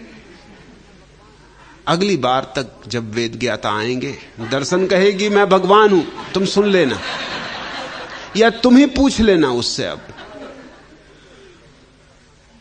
अब मैं उसको आज्ञा देता हूं कि तेरा दूसरा कांटा भी आज बिठा दिया।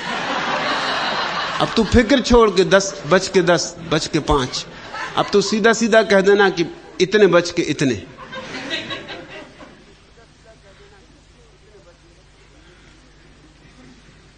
यह जान लेने पर भी कि स्वयं भगवान भीतर बैठा हुआ है, जरूरी नहीं कि सभी उसकी घोषणा करें।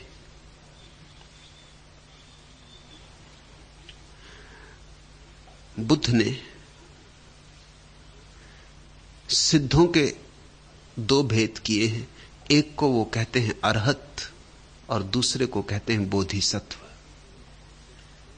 अरहत तो वे हैं जो जान लेते हैं और चुप रह जाते।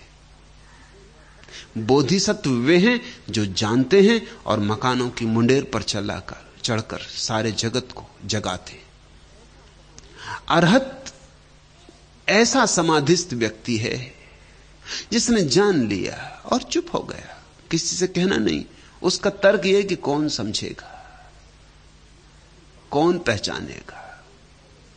ये बात इतनी कठिन है कि 100 से कहो तो एकाध समझ पाएगा, और जो एकाध समझेगा उससे अगर ना भी कहा होता तो देर अबेर वो समझ ही लेता। जिसमें इतनी बुद्धिमत्ता थी वो कितने देर तक रुकता समझने से, समझ ही लेता। बोधिसत्व घोषणा करता है कि मैंने पा लिया है और तुम भी पा सकते हो। यहां मेरे पास दोनों तरह के फूल लगेंगे, अरहत भी लगेंगे और बोधिसत्व भी लगेंगे। जो बोधिसत्व होंगे वे घोषणा करेंगे, जो अरहत होंगे वे चुप रहेंगे, जान के भी चुप रहेंगे। तुमने अल हिल्लाज मंसूर का नाम सुना है, अद्भुत सूफी हुआ। उसे लोगों ने सूली लगा दी क्योंकि उसने घोषणा कर दी कि मैं ईश्वर हूं। उसके गुरु जुन्नैद ने अल हिल्लाज को कहा कि तू ये घोषणा मत कर, क्या तू समझता है मुझे पता नहीं? मुझे भी पता है लेकिन मैं चुप हूं, तू भी चुप रहे। और जब गुरु ने शिष्य को कहा कि तू भी चुप रहे, तो अल हिल्लाज ने कहा कि आप कहते हैं तो चुप ही रहूंगा, लेकिन परमात्मा की मर्जी कुछ और थी। अल हिल्लाज अरहत नहीं हो सकता था, वह उसका गुणधर्म नहीं था, वह तो बोधिसत्व ही हो सकता था। तो जब भी मस्ती छाती और जब भी वो ध्यान में गहरा उतरता, फिर चिल्ला देता अनल हक। जुन्नद ने कहा कि देख तू मानता ही नहीं। अल हिल्लाज ने कहा मैं तो मानता हूं, मगर परमात्मा नहीं माने तो मैं भी क्या करूं? मैं जब तक रहता हूं, जब तक होश में अपना संभालता हूं, तब तक मैं चुप रहता हूं। लेकिन एक घड़ी आती है कि मैं खो जाता हूं और तब वही बोल देता है। फिर मैं क्या करूं? मेरा बस क्या? जुन्नैद अरहत है, अल हिल्लाज बोधिसत्व है। जुन्नैद भी वही जानता है लेकिन चुप रहा। बोधिसत्व चुप नहीं रह सकता, बोधिसत्व को बोलना होगा। अरहत सद्गुरु नहीं बनते, वे एकाकी यात्री होते, अकेले अपनी मंजिल पर पहुंच जाते हैं और अकेले ही समाप्त हो जाते हैं, शून्य में लीन हो जाते हैं। बोधिसत्व सद्गुरु होते, वे घोषणा करते हैं। घोषणा करोगे तभी सद्गुरु हो सकोगे। और बुद्ध ने कहा है हो सके तो बोधिसत्व होना, न हो सके तो अरहत होना ठीक है, क्योंकि बोधिसत्वों से औरों का भी जागरण होता है। जगाना, पुकारना, फिर चाहे कोई भी कीमत चुकानी पड़े, चाहे प्राणों से ही कीमत क्यों ना चुकानी पड़े। वही हुआ मंसूर के साथ, हत्या कर दी लोगों ने। वही हुआ जीसस के साथ, हत्या कर दी लोगों ने। बोधिसत्वों की हत्या हो जाएगी, हो सकती, अरहतों का कोई नुकसान नहीं होगा। अरहत बोलेंगे ही नहीं, वे चुप रहेंगे। जान लिया, हीरा मिल गया, कबीर कहते हैं गांठ में गठिया लिया, फिर चुप रहे। बताना क्या है? खोल खोल के क्या बताना है?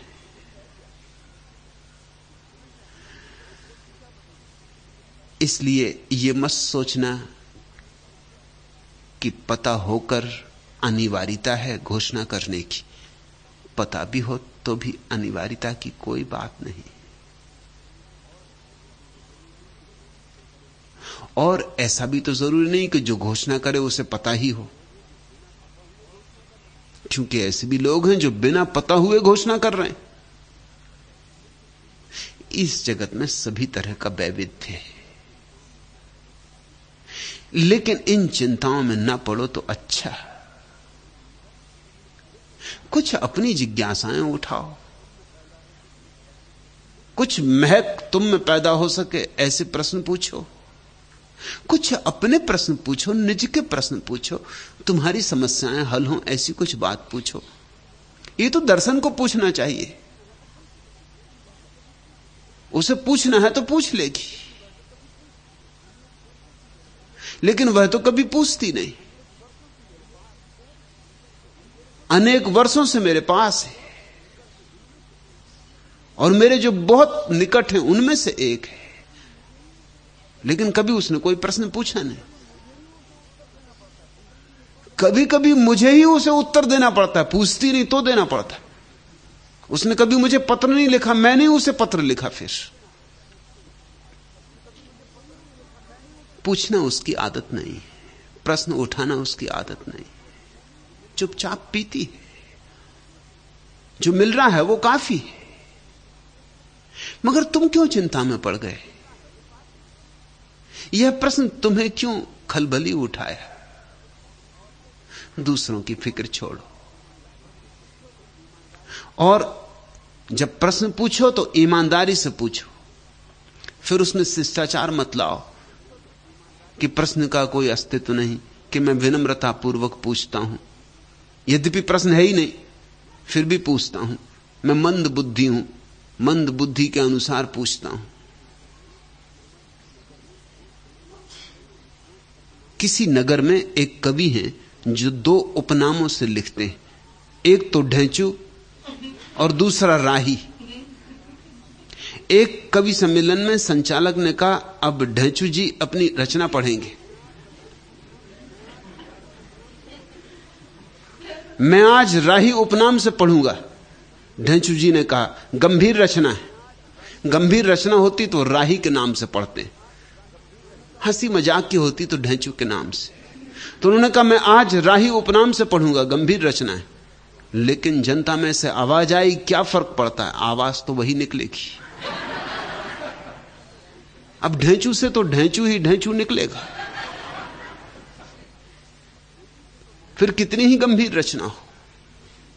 मुखौटे हम कोई भी लगा लें, इससे कोई फर्क नहीं पड़ता है। और तुम्हारे मन में यह सवाल तो उठ गया कि दर्शन को अगर पता है तो उसे खुद ही घोषणा करनी थी कि मैं भगवान हूं। मगर तुम्हें यह सवाल ना उठा कि तुम्हें पता है कि जिनको पता होता है वे घोषणा करते ही। तुम्हें पता है कि जो चुप रह जाते हैं उन्हें पता होता ही नहीं। तुमने यह सोचा ही नहीं। ऐसा हुआ, दो दार्शनिक एक नदी पर के पुल से गुजरते थे। एक दार्शनिक ने कहा, आहा, नदी कैसा किलकार कर रही, पहाड़ी नदी बड़ा शोरगुल गीत गाती, नाचती, घूंगर बजाती जा रही थी। तो एक ने उल्लास में, कितने आनंद में नदी भागी जा रही सागर की तरफ। दूसरे ने कहा, तुम नदी नहीं हो, तुम्हें कैसे पता चलेगा कि नदी को उल्लास है, आनंद है। बात तो बड़ी साफ पूछी, तुम नदी नहीं हो, तुम्हें कैसे पता चल रहा है कि नदी आनंद मग्न है? दूसरे दार्शनिक ने पता है क्या कहा? उसने कहा, तुम मैं नहीं हो, तुम्हें कैसे पता चल रहा है कि मुझे पता नहीं है?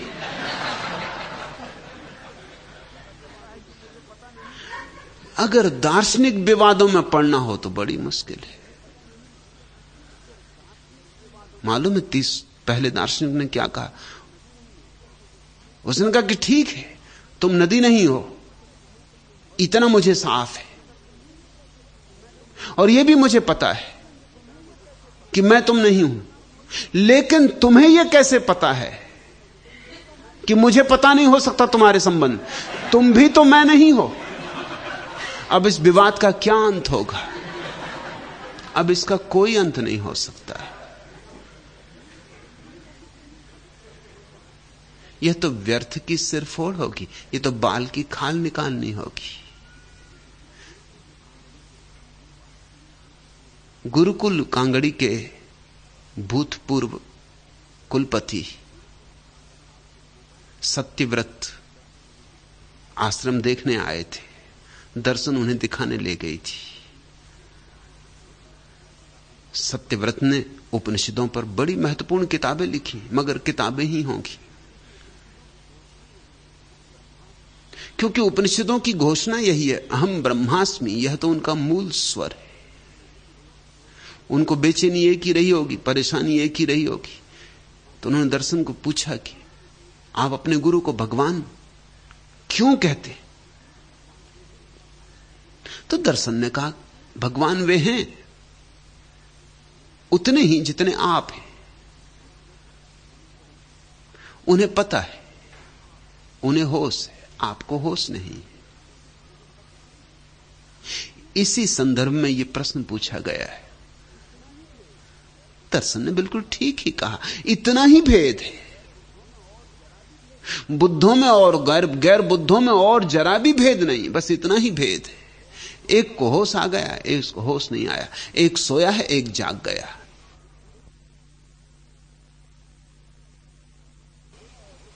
जो सोया है वो भी जाग सकता है, जो जाग गया है वो भी कल तक सोया था। दोनों में कोई बुनियादी भेद नहीं है। जो जागा है वो सोया था, जो सोया है वह जाग सकता है। और दर्शन, जैसा मैंने कहा, अभी आधी आधी है, थोड़ी थोड़ी सोई है, थोड़ी थोड़ी जाग रही। लेकिन जब भी थोड़ा थोड़ा जागरण होता है, थोड़ी थोड़ी नींद होती, तो जागरण की ही विजय होने वाली, नींद की विजय नहीं हो सकती।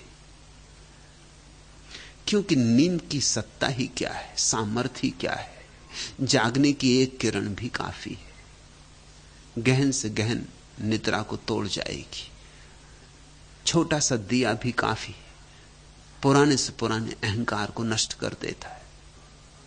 उसने ठीक ही उत्तर दिया। उसे भी थोड़ी थोड़ी एहसास की झलक मिलने लगी है। यहां जो मेरे पास इकट्ठे हैं, उन्हें अगर झलक नहीं मिल रही तो मेरे पास होने का कोई अर्थ ही नहीं, कोई प्रयोजन ही नहीं। मेरे पास रुक ही वे लोग सकते हैं जिनकी जबान पर थोड़ा थोड़ा स्वाद फैलने लगा। थोड़ा थोड़ा है अभी, कल बहुत भी हो जाएगा। शुरुआत हो गई तो पूर्णाहुति भी हो जाएगी। मेरे पास किसी और कारण से तो कोई रुक ही नहीं सकता, क्योंकि मेरे पास रहने से कोई समाज में प्रतिष्ठा नहीं मिलती, सम्मान नहीं मिलता, कोई पद नहीं मिल जाएगा। मेरे पास रहने से कोई तुम्हें धन कमाने की सुविधा नहीं हो जाएगी, अड़चनें पड़ जाएंगी। समाज में होगी प्रतिष्ठा तो खो जाएगी, कुछ नाम होगा तो और बदनामी हो जाएगी, जहां होगे वहीं बेचैनी हो जाएगी। मेरे सन्यासी हो के और अगर समाज तुम्हें चैन से रहने दे तो चमत्कार होगा। ऐसा ही चमत्कार एक मित्र मुझे मिले, बहुत दिन बाद मिले। मैंने उनसे पूछा कि कहो कैसे हो। उन्होंने कहा कि बड़ा चकित हूं, बड़ा चमत्कार ही समझो। मैंने कहा क्या हुआ ऐसा? तो उन्होंने कहा मेरे बड़े लड़के का नाम संजय, मंझले लड़के का नाम सुरेश, छोटे लड़के का नाम कांति, फिर भी घर में शांति। इससे मैं चमत्कृत हूं। मैंने कहा ये कुछ नहीं, अगर और चमत्कार देखना है तो सन्यासी हो जाओ, फिर तुम्हारे घर में शांति रहे, तब तुम समझना कि कोई चमत्कार हुआ। पत्नी खिलाफ हो जाएगी, बच्चे खिलाफ हो जाएंगे, मां बाप खिलाफ हो जाएंगे, फिर जहां जाओगे वहीं लोग अंगुली उठाएंगे। मेरे पास जो हैं उन्हें तो अनिवार्य रूपेण तपश्चर्या से गुजरना पड़ रहा है। दर्शन कोई सस्ते में तो मेरे पास नहीं है। घर द्वार छोड़ के आई है, पति छोड़कर आई है, सब प्रतिष्ठा सम्मान धन छोड़ के आई है। इतना सब छोड़ के जब कोई आता है तो कुछ पाता होगा, इसलिए आता है। तुम जरा विचार करना, मंदबुद्धि तो हो मगर फिर भी थोड़ा विचार करना।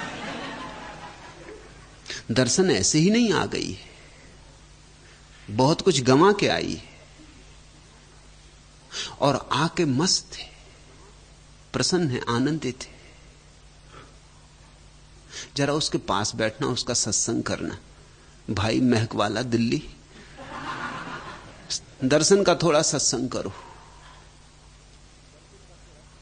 मेरी बात तो शायद तुम्हें बहुत दूर की मालूम पड़े, दर्शन की शायद इतनी दूर की मालूम न पड़े, क्योंकि वो आधी सोई आधी जागी, कुछ कुछ तुम्हारी भाषा में बोल सकेगी।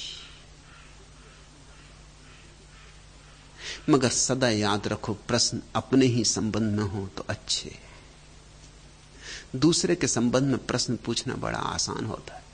लेकिन तुमने देखा, मैंने प्रश्न को तुम्हारे संबंध में ही बदल दिया। क्योंकि मैं यही उचित मानता हूं। डब्बू जी ने पूछा चंदूलाल को, चंदूलाल लगता है तुम्हारा दांत तुम्हें काफी तकलीफ दे रहा है।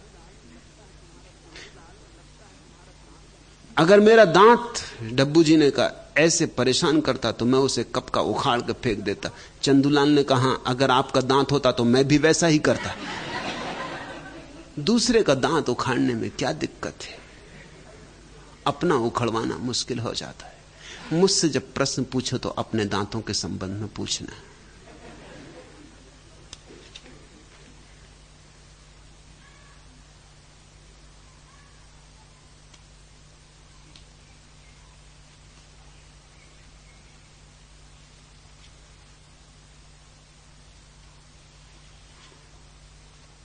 आखिरी प्रश्न, इस मुर्दा देश को क्यों आपने अपने कार्य क्षेत्र की तरह चुना है?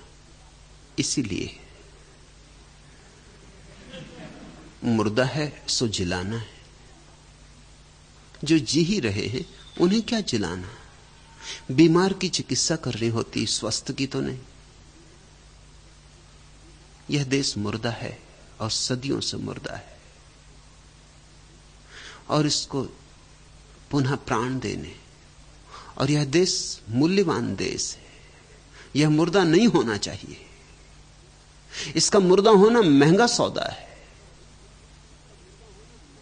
यह देश जीवित होना ही चाहिए, पुनरुज्जीवित होना चाहिए, क्योंकि इस देश के पास एक बड़ी संपदा है। यह अगर पुनरुज्जीवित हो जाए तो सारे जगत को रोशनी मिले। मगर यह देश मुर्दा पड़ा है। यह अपनी संपदा के ऊपर लाश होकर लेटा है। न यह खुद लाभ ले रहा है उस संपदा का, न किसी और को लाभ दे रहा है उस संपदा का। इस मुर्दे में प्राण फूंकने, इसे जगाना है, क्योंकि इतनी बड़ी संपदा किसी और देश के पास नहीं है। यही मेरी मुसीबत है। यह देश मुर्दा है मगर इसके पास बड़ी संपदा है। बुद्धों ने, सिद्धों ने सदियों सदियों में जो खोजा है वो इस देश के पास है, अभी भी है। यद्यपि हम मुर्दा हैं इसलिए कोई उपयोग नहीं कर पा रहे हैं, ना अपने लिए कर पा रहे हैं, ना किसी और के लिए कर पा रहे हैं। अगर हम जीवंत हो जाएं, अगर ये संस्कृति नई हो उठे, अगर ये संस्कृति समसामयिक हो जाए, अगर हम 20वीं सदी में जीने लगे, तो हम सारे जगत के लिए क्रांति के स्रोत हो सकते हैं।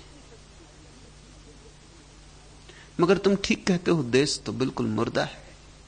देश तो इतना मुर्दा है कि जिसका कोई हिसाब नहीं। कल मैंने अखबारों में खबर पढ़ी कि दिल्ली में ओरिएंटल सर्कस का दिवाला निकला जा रहा है, क्योंकि मोरारजी देसाई ने पाबंदी लगा दी कि 12 साल से ऊपर की लड़कियां सर्कस में चुस्त कपड़े पहन के काम नहीं कर सकती। 12 साल के ऊपर की लड़कियां, उनको कमीज सलवार पहनना चाहिए। अब तुम जरा सोचो, रस्सी पे कमीज सलवार पहन के कोई लड़की चले, जाएगी काम से?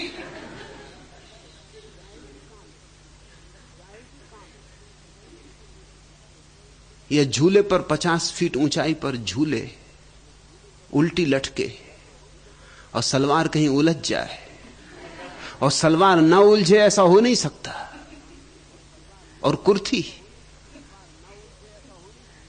और दुपट्टा भी शायद फरिया। तो कोई महिलाएं जो काम करती हैं सर्कस में, वो राजी नहीं है ये कपड़े पहन के काम करने को, उनकी जान को खतरा है। और मुरारजी राजी है नहीं कि वो चुस्त कपड़े पहन के काम कर सके। सर्कस का दिवाला निकला जा रहा है। अब मुरारजी जैसे लोगों के हाथ में जिस देश की सत्ता हो, वो मुर्दा ना हो जाए तो और क्या होगा। इस देश को युवा करना है, बड़ी मेहनत का काम है, बड़ा मुश्किल काम है। क्योंकि मुर्दे जो लोग बहुत दिन तक रहे हैं, उनका मुर्दा होने में रस पैदा हो गया है, उनका मुर्दा होने में न्यस्त स्वार्थ हो गया है।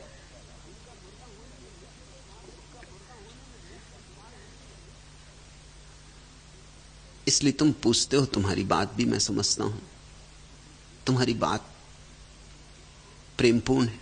तुम ये कह रहे हो क्यों मैं यहां नाहक मेहनत कर रहा हूं, कोई मुझे समझेगा नहीं। यह सच है।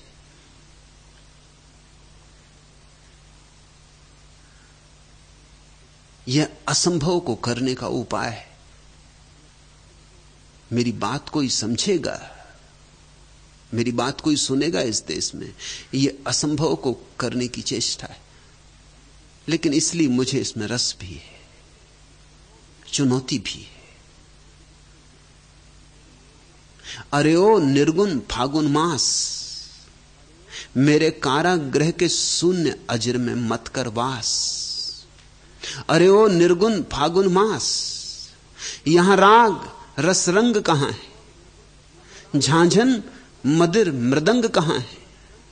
अरे चतुर्दिक फैल रही है मौत भावना जहां तहां है। इस कुदेश में मत आ तू रस में हंसता सोल्लास। अरे ओ भोले फागुन मास, कोल्हू में जीवन के कण कण तेल तेल हो जाते क्षण क्षण। प्रतिदिन चक्की के घम्मर में पिस जाता गायन का निकवन। फाग सुहाग भरी होली का यहां कहां रसरास। अरे ओ मुखरित फागुन मास, राम बांस की कठिन गांस में मूंज बान की प्रखर फांस में अटकी हैं जीवन की घड़ियां यहां परिश्रम रुद्ध सांस में। यहां न फैला तू अपना लाल गुलाल विलास। अरे अरुणारे फागुन मास, छाई जंजीरों की झंझन, डंडा बेड़ी की यह घन घन। गर्रे का अर्राटा फैला यहां कहां पनघट की खनखन। कैसे तुझको यहां मिलेगा होली का आभास। अरे हरिहारे फागुन मास, अरे ओ निर्गुण फागुन मास, मेरे कारागृह के शून्य अजर में मत कर वास। तुम्हारा प्रीतिकर प्रश्न मैं समझा। तुम ये कह रहे हो कि यहां क्यों मैं श्रम कर रहा हूं। यहां लोग नाच ना सकेंगे, उनके पैर जड़ हो गए। यहां लोग गा ना सकेंगे, उनके कंठ खो गए। यहां लोग प्रेम से अभिभूत ना हो सकेंगे। उन्होंने प्रेम की शत्रुता बहुत बहुत सदियों से की है। यहां मदिरता को फैलाना कठिन है, मगर इसीलिए इन पत्थरों में फूल खिलाने, इस मरुस्थल को फिर बगिया बनाना है। अरे ओ निर्गुण फागुन मास, मेरे कारागृह के शून्य अजर में मत कर वास। यहां राग रस कहां है, यहां राग रस रंग कहां है, झांझन मधुर मृदंग कहां है। अरे चतुर्दिक फैल रही है मौत भावना जहां तहां है। इस कुदेश में मत आ तू रसवस हंसता सोल्लास। अरे ओ भोले फागुन मास। लेकिन फिर फागुन मास और कहां जाए, फिर और कहीं जाने की जरूरत नहीं है। जहां मृदंग बजी रही है और जहां झांझन बजी रही है और जहां गीत गाए ही जा रहे हैं, वहां फागुन मास के जाने की जरूरत क्या है। मृदंग नहीं है तो मृदंग बनाएंगे। राग रस रंग खो गया है, जन्माएंगे, झांझन बजेगी। ये जो मौत की भावना ने पकड़ लिया है इस देश को, इससे इसका छुटकारा कराएंगे। मैंने तुम्हें गैरिक रंग दिया है सन्यास का। गैरिक वसंत का रंग है। इस देश को वसंत से भर देना। यह बुद्धों की सिद्धों की भूमि, मुर्दों के हाथ है। इसे वापस छीन लेना है मुर्दों से, इसे पंडित पुरोहितों से वापस छीन लेना है।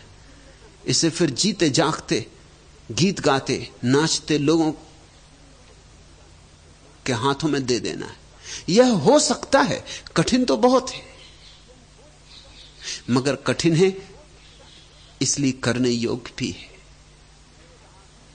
जमाने के अंदाज बदले गए, नए राग हैं, साज बदले गए। उजाला है मशरिक के ईवान में, सहर हो गई सामो लबनान में। नई सुबह है और नया आफताब, मुबारक जमाने की यह इंकलाब, हम ही सुबह नो है ताब, हम ही हैं बगावत, हम ही इनकलाब, अंधेरी सबों के सितारे हैं हम, जो बुझते नहीं वह सरारे हैं हम। दिए बनो, ऐसे अंगार बनो जो बुझते नहीं वह सरारे हैं हम, अंधेरी सबों के सितारे हैं हम। थोड़े से ही दिए पैदा हो जाएं तो रोशनी हो जाए। कोई सारे देश को ही जागृत होने की जरूरत नहीं, थोड़े लोग जाग जाएं तो हवा में वातास आ जाए, माधुरी आ जाए। थोड़े से लोग जाग के आनंद से जीने लगे तो दूसरों को भी संक्रामक हो जाएगी बीमारी। और यह करना ही है,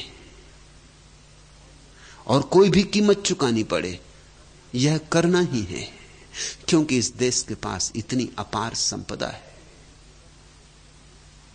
उसे मरे हुए मुर्दों और मुर्दों के भूत प्रेतों से, और मुर्दे जो सांप होके बैठ गए हैं संपदा के ऊपर फन मारकर, उनसे उसका छुटकारा दिलवाना है। इस देश के पास सूत्र हैं जो सारे जगत को सौरभ से भर दें। इस देश के पास अपरसीम विज्ञान है, अंतर का विज्ञान।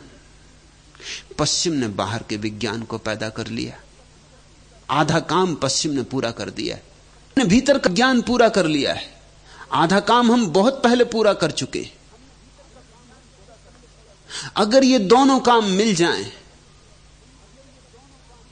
तो पहली दफा पूरा मनुष्य पैदा हो और मनुष्य की अखंड समग्र संस्कृति पैदा हो। मैं जो प्रयास यहां कर रहा हूं वो यही है, पूरब पश्चिम को आलिंगनबद्ध कर देने का, पूरब पश्चिम को एक दूसरे में डुबा देने का। पश्चिम से आए विज्ञान, पूरब का जागे धर्म, दोनों का हो मिलन, तो पहली दफे पृथ्वी स्वर्ग बन सकती है। एक अपूर्व अवसर है, अगर हमने श्रम किया था वैसा हो सकता है। बुद्ध लाख कोशिश करते तो भी बाहर का जगत तो दरिद्र था और दरिद्र ही रहता। भीतर का जगत शांत हो सकता था, समृद्ध हो सकता था, मगर बाहर का जगत तो दरिद्र ही रहता। वो आधी संपदा होती। पश्चिम आज लाख कोशिश करे, अच्छे मकान बना लिए, अच्छी कारें हैं, अच्छे रास्ते हैं, अच्छी दवाइयां हैं, सब हैं, लेकिन आदमी की आत्मा खो गई। पश्चिम की सारी कोशिश व्यर्थ हो जाएगी। मिलन की एक अपूर्व घड़ी, मगर पूरब का धर्म मुर्दों और अंधों के हाथ में पड़ गया है।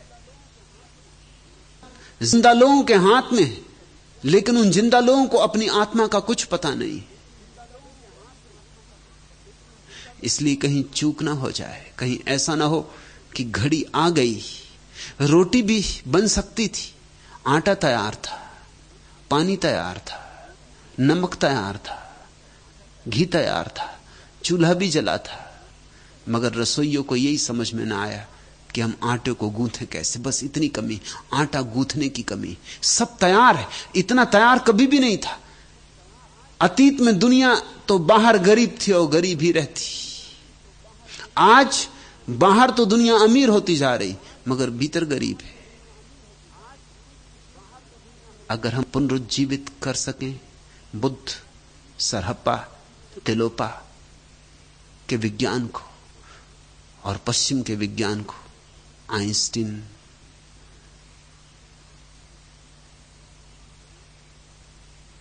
न्यूटन, एडिंगटन,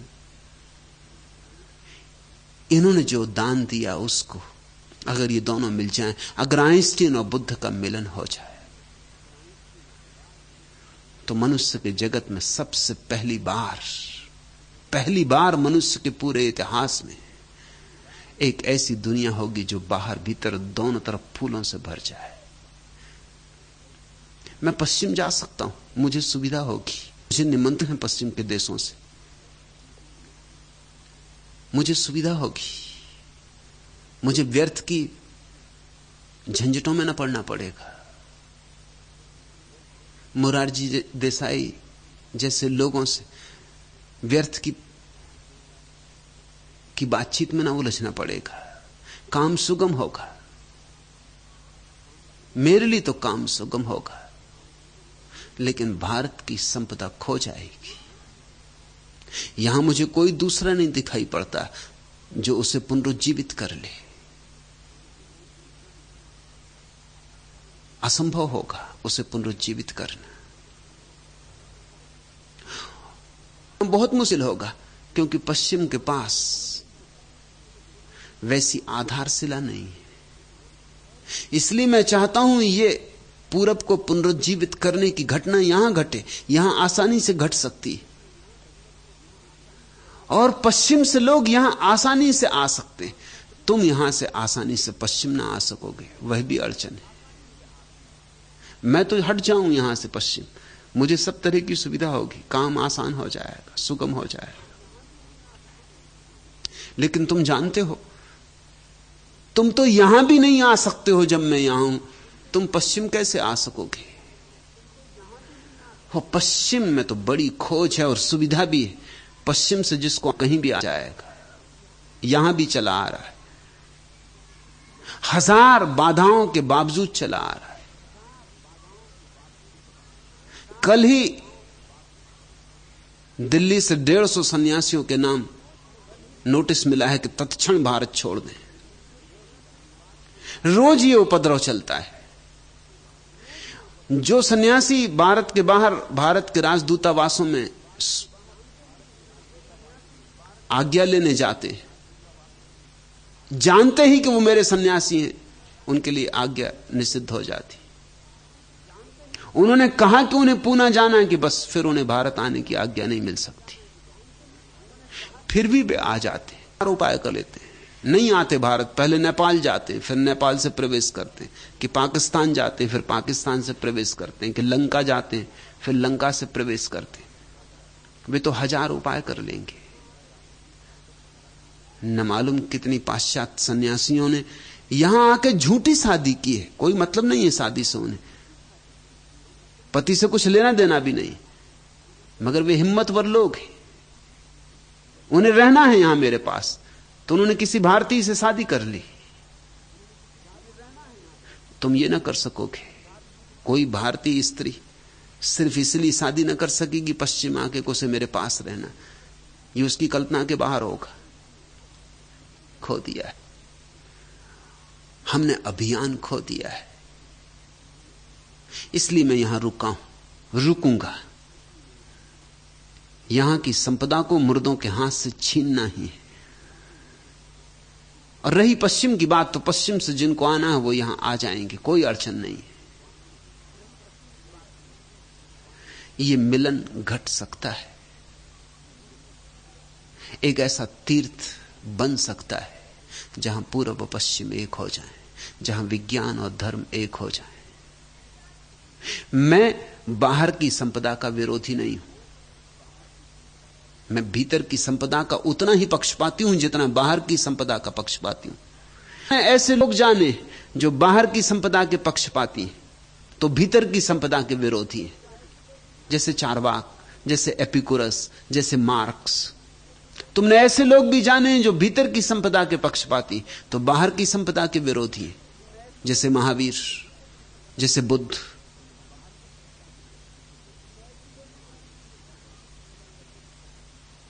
तुमने मेरा जैसा आदमी अब तक जाना नहीं है, तुम्हारा कोई कसूर नहीं अगर तुम मुझे ना समझ पाओ। दुनिया ने ही मेरा जैसा आदमी नहीं जाना जिसमें चारवाक और बुद्ध का मिलन हो, जिसमें एपिकुरस और याज्ञवल्क्य का मिलन हो, ज्यादा गहरा नास्तिक हो जो आस्तिक से ज्यादा गहरा आस्तिक हो, जिसका अध्यात्मवाद भौतिकवाद का विरोधी ना हो, जिसका भौतिकवाद अध्यात्मवाद का विरोधी ना हो। मेरे लिए बाहर और भीतर एक ही सिक्के के दो पहलू हैं। मैं बाहर की संपदा का विरोधी नहीं हूं, मैं भीतर की संपदा का परिपूर्ण पक्षपाती हूं। मैं चाहता हूं तुम सब भांति संपन्न हो, बाहर भी और भीतर भी। बाहर भीतर का भेद ही व्यर्थ है। जैसे श्वास बाहर आती भीतर आती, वही श्वास बाहर है वही भीतर है। वही परमात्मा बाहर है, वही परमात्मा भीतर है। तुम जरा मेरी कल्पना के मनुष्य को समझो। मेरी कल्पना का मनुष्य बाहर भी सुख, वैभव, आनंद और भीतर भी। तो मेरा विरोध तो होने वाला है। मेरा विरोध अध्यात्मवादी करेंगे क्योंकि वो कहेंगे मैं भौतिकवादी हूं, और मेरा विरोध भौतिकवादी करेंगे क्योंकि वो कहेंगे कि मैं अध्यात्मवादी हूं। मेरा विरोध दोनों तरफ से होना है। लेकिन जो जानते हैं, जो थोड़े समझदार हैं, वे दोनों तरफ से मेरा समर्थन भी करेंगे। हालांकि समझदार सदा कम होते हैं, 100 में 1, इसलिए 99 आदमी मेरे दुश्मन होंगे और 1 आदमी मेरा मित्र होगा। मगर चिंता की कोई बात नहीं। नादान दोस्तों से तो दाना दुश्मन बेहतर होता है। वो 99 किसी काम के भी नहीं। मैं तो थोड़े से दाना दोस्तों की तलाश कर रहा हूं। थोड़े समझदार सन्यासी मुझे चाहिए, और ये काम होगा। ये ज्योति जलेगी। ये इशारे ऊपर से ही आ गए हैं कि ज्योति जलेगी। आज इतना है।